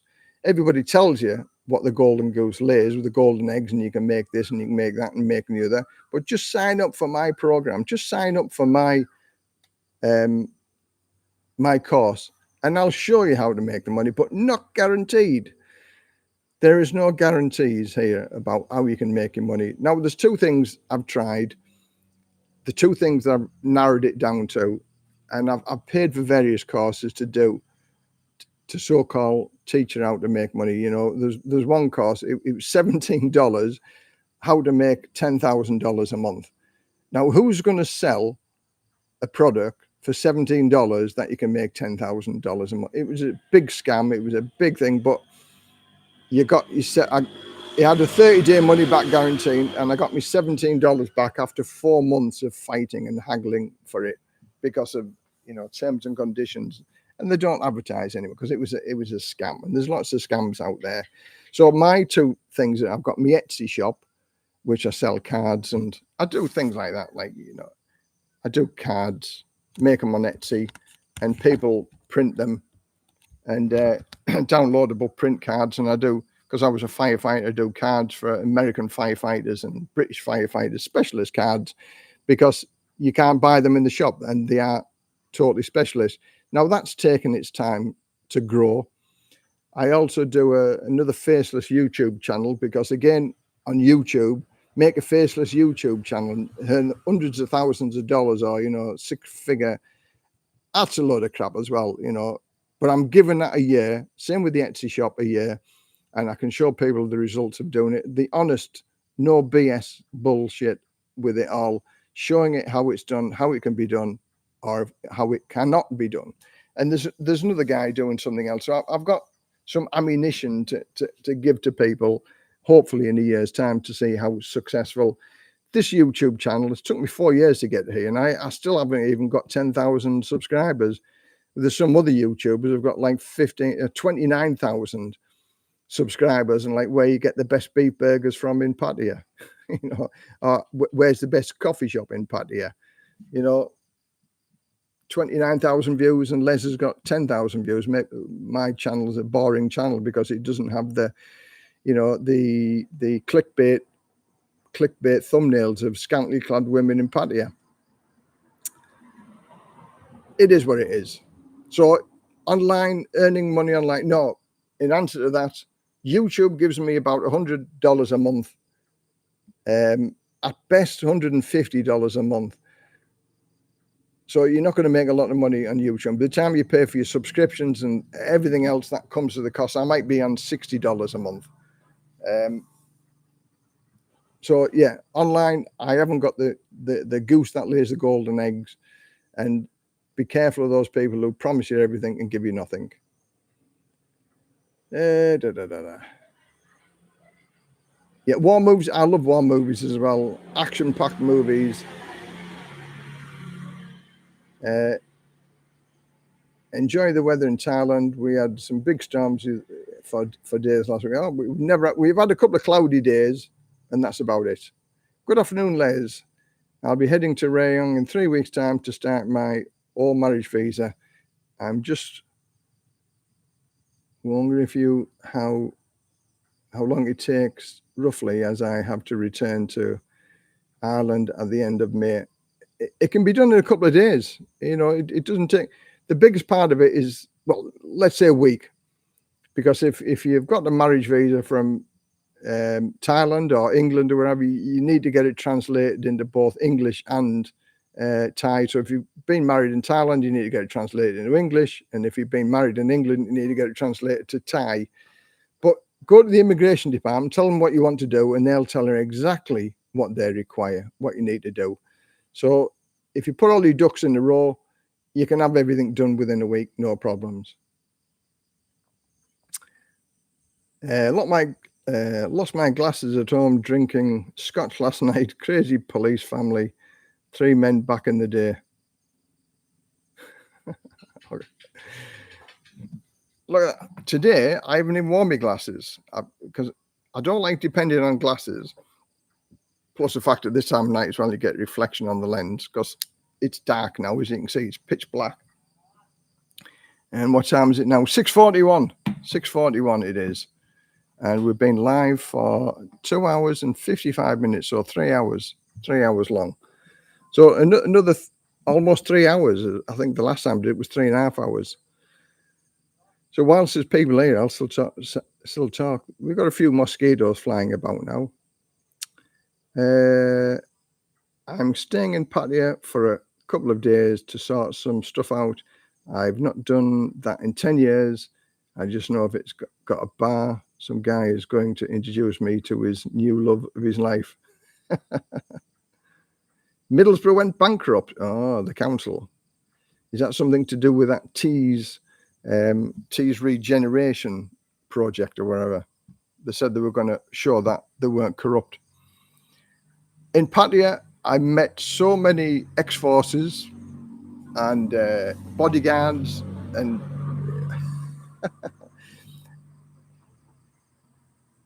I'll tell you a story, a little story. You meet some weird and wonderful people over here. One of the guys that I met who didn't have a pot to pee in, if you like, was friends with Elon Musk. Like that, with Elon Musk. Elon Musk was going to give him $2 million to promote Elon Musk's products for him, and was going to give him a 2 million yacht to be able to travel around to promote Elon Musk's products.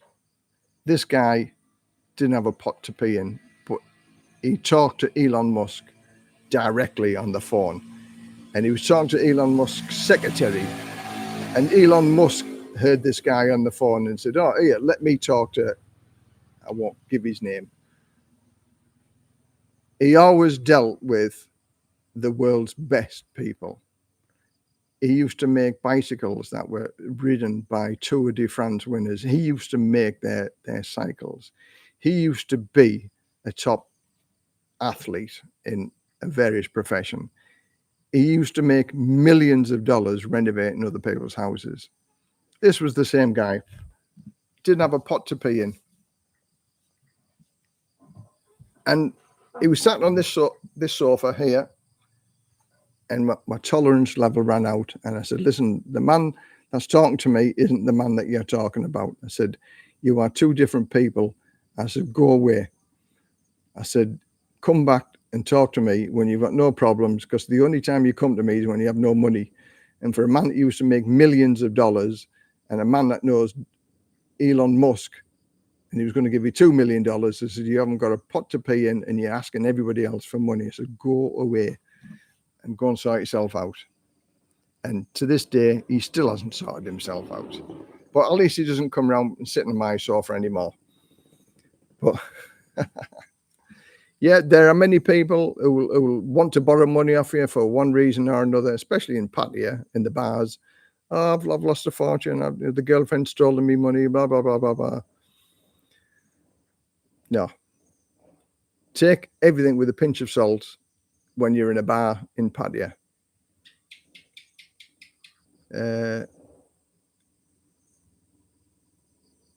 did you get the dengue vaccine? No, I don't.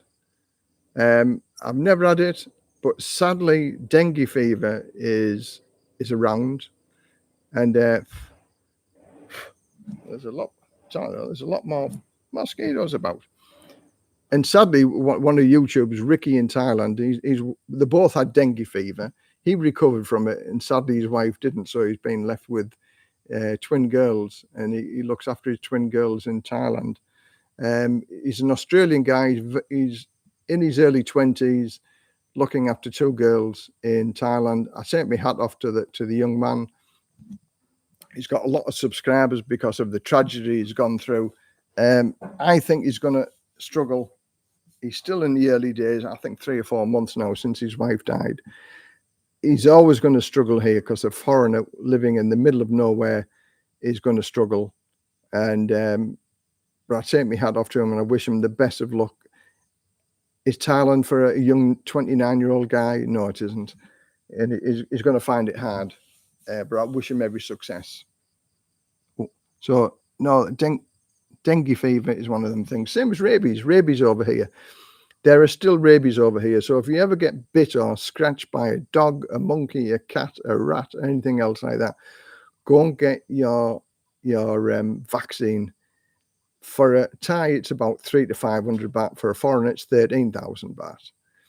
But I've also heard in some of the public hospitals, you can get it for 5,000 or 6,000. So start off with the public hospitals, and then if you've got no other choice, go to the big hospital, but you'll pay through the nose for it. I think there's one guy, YouTuber, he lives in Bangkok. He had to pay 21,000 baht for his rabies vaccine.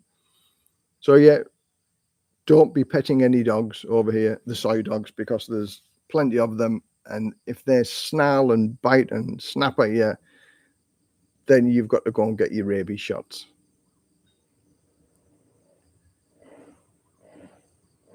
Has Rayang ever been hit by a major weather phenomenon? I know weather conditions are getting worse. Would it be much what's like where you are? No, 2 years ago, there was a lot of floods in Rayong. And listening to the wife who talks to the local people, that was the worst floods it's ever been in 30 years.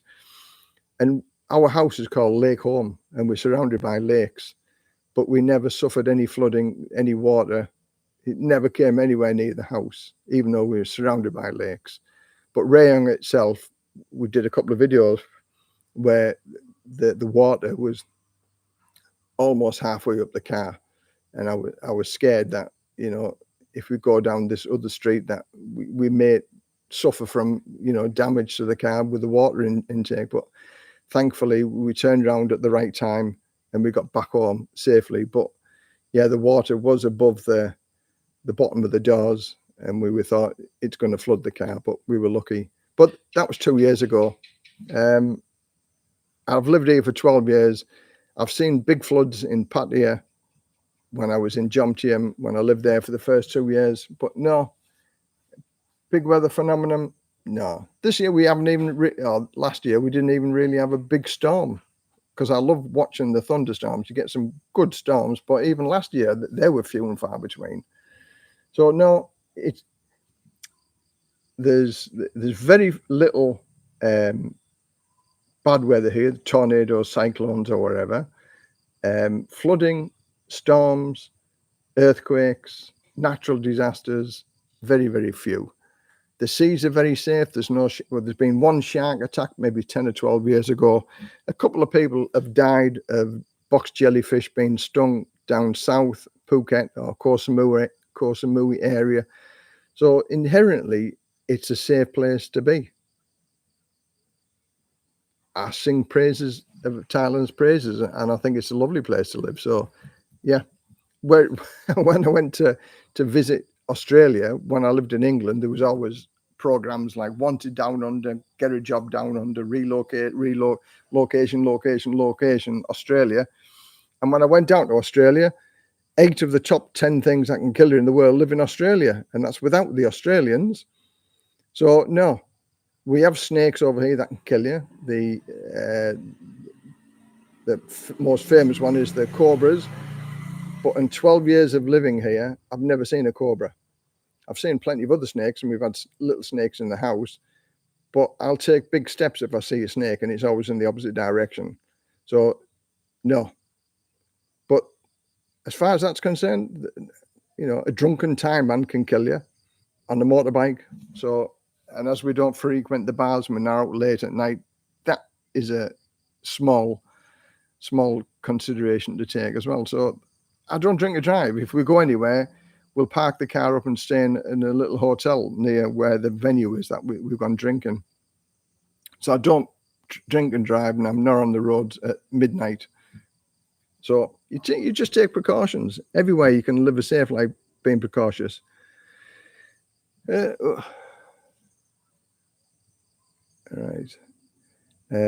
Go away. I went to prostitution in Middlesbrough as a teenager, could not find it.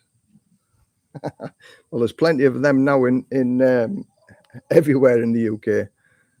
What jabs would you suggest before coming to Thailand? Just go and see your doctor. We got a few jabs because we travel the world, and we went to India, we went to India. India was the main place we had to get the jabs for, but I've never had anything else since coming away, really. So we're okay. Thailand is a pretty safe. I think yellow fever or hepatitis B or something like that. But your doctor will let you know. Go and see the doctor. Met a girlfriend in a bar in 217, soy 6 patio.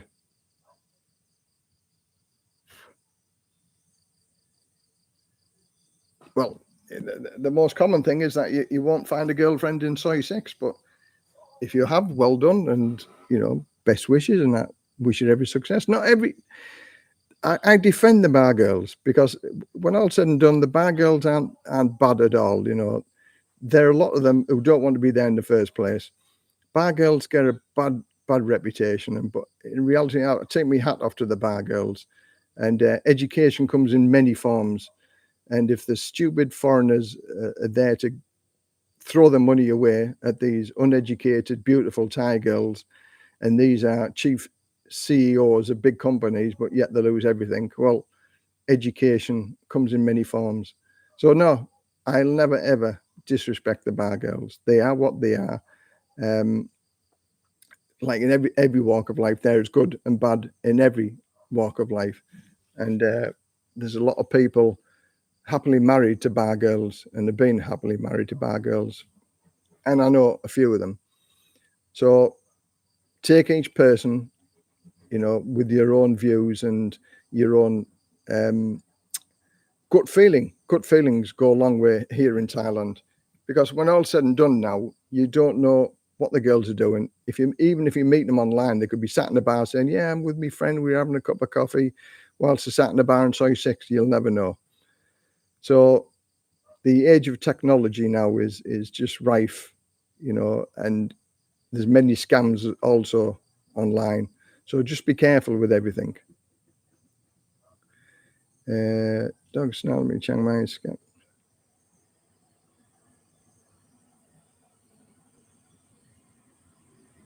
Yeah, scams are everywhere. 10-year-old Bangkok had massive boobs. Oh, massive. 10 years ago in Bangkok had massive floods, not boobs. Hang on, put me here. Oh, yeah. Bangkok, yeah. Floods are happening in the UK all the time now. I remember we were going more and more as a fire brigade going to these floods and that. I remember being on my 40th birthday going to some massive floods. Yeah. The world is changing. Everything is getting worse. Okay, thanks. That's good. I lived in Australia as well. The redback was my favourite enemy on here. I think it's tulips.